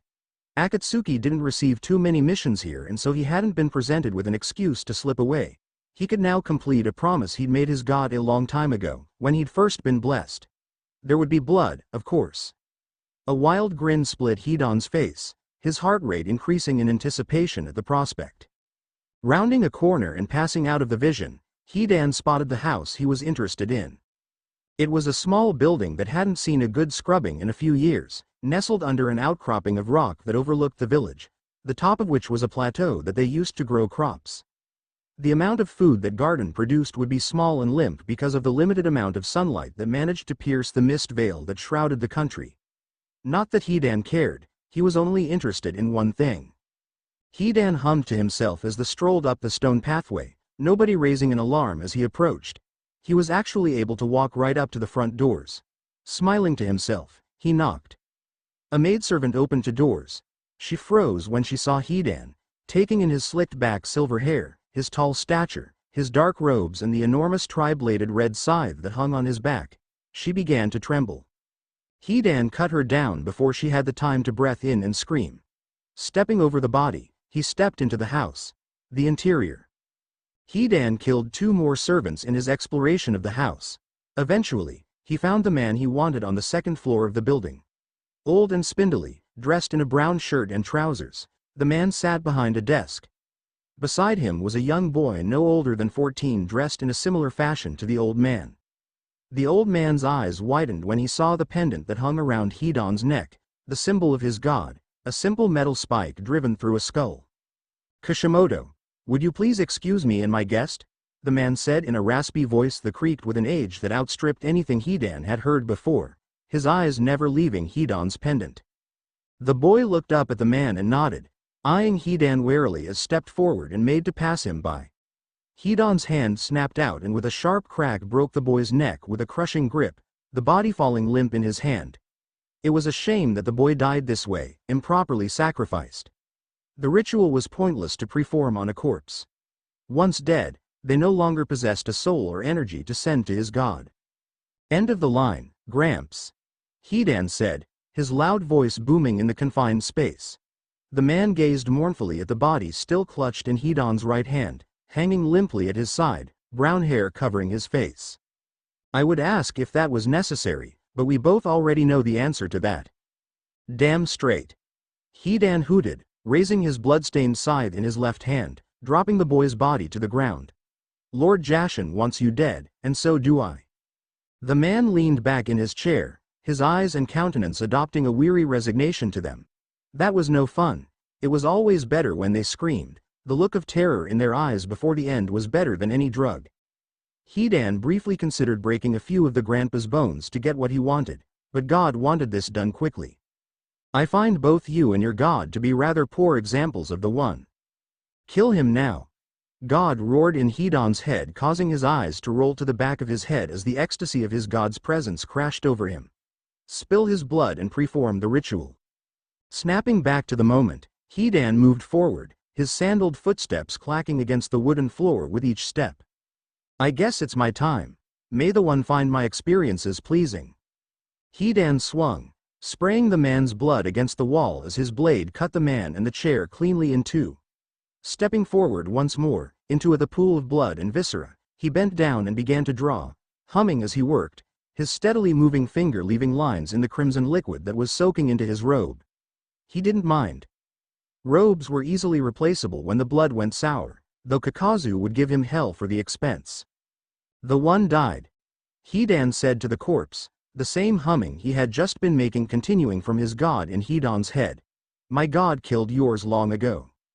Line break. Sasuke knelt on the tatami mat before his father, head down, arms respectfully resting on his thighs. It wasn't often he got to see the clan head, despite being the man's son. He had dressed up for the occasion. Rich silks spun from the finest worms Konoha had to offer, buttons and clasps made from import silver all the way from iron. Sasuke had selected the design himself with the aid of one of the clan's tailors. All for this moment. Fugaku knelt behind a small desk, pulled in from the storeroom so that he may continue to work while simultaneously retaining guests and company. Only the sound of the pen's nib broke the silence between father and son, a silence that had been stretching on for almost an hour. Sasuke's neck was rapidly developing a crick, but he wouldn't spoil the moment by raising his head and dishonoring his father. He had worked so hard to earn this moment.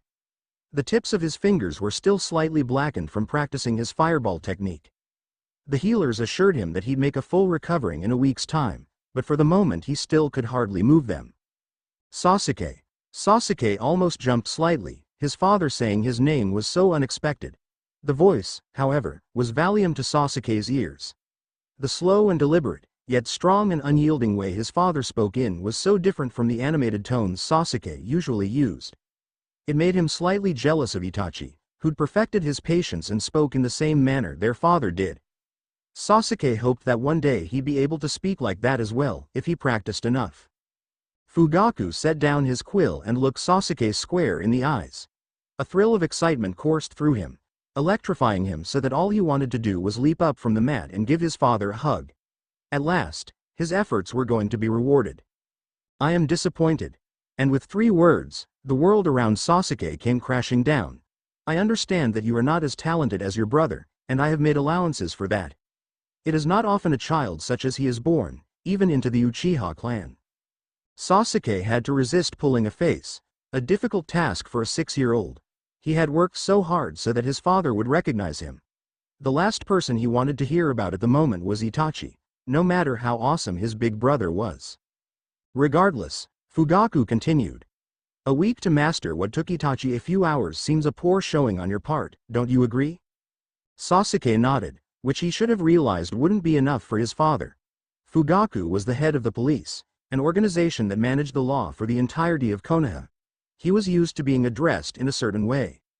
"Speak when you are spoken to," Fugaku ordered, his voice acquiring the hint of steel usually reserved for criminal suspects. Sasuke started as though struck, but recovered quickly and replied with a stiff and formal, "Yes, sir." Fugaku nodded, folding his arms into the wide sleeves of his blue and white kimono.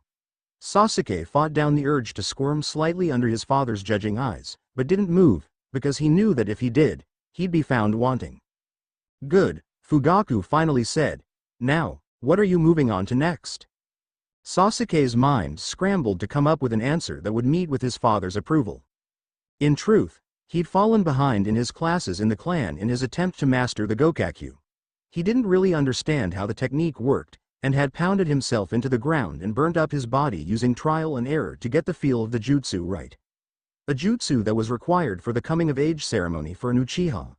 He'd mastered the technique 3 years early, which had earned him the audience with his father. His father took the prolonged silence caused by Sasuke's mental gymnastics as an answer. "I have received reports that your grades in the Uchiha's early program have faltered. It goes without saying, but I shall anyway, that I am sure no son of mine is foolish enough to damage his body like some common ninja in some superfluous attempt to impress me." Sasuke's head drooped, a red tinge of embarrassment and shame blossoming on his cheeks. It would be pointless to deny the accusation. His fingers and a quick inquiry with the clan's quartermaster would hardly put Fugaku's position as chief of police to the test. "I had thought as much," Fugaku said, voice saturated with disappointment. "It was too much for me to hope that I had breed 2 prodigies. You are dismissed." Slowly, Sasuke rose from where he knelt. His hands and legs felt numb and sluggish to respond, and he couldn't dispel the pricking sensation at his eyes. He managed to hold back the tears until he got out the door. They hit the ground as he ran, shoulders shaking with suppressed sobs. He wouldn't cry. He was an Uchiha. Shinobi didn't feel emotion. They were above them. Nobles didn't have fathers. They had role models. Uchiha didn't cry. Nobles were beneath them. Sasuke didn't cry. He didn't need to. The end. I hope you enjoyed this episode. Remember to subscribe and like this video. See you in the next part.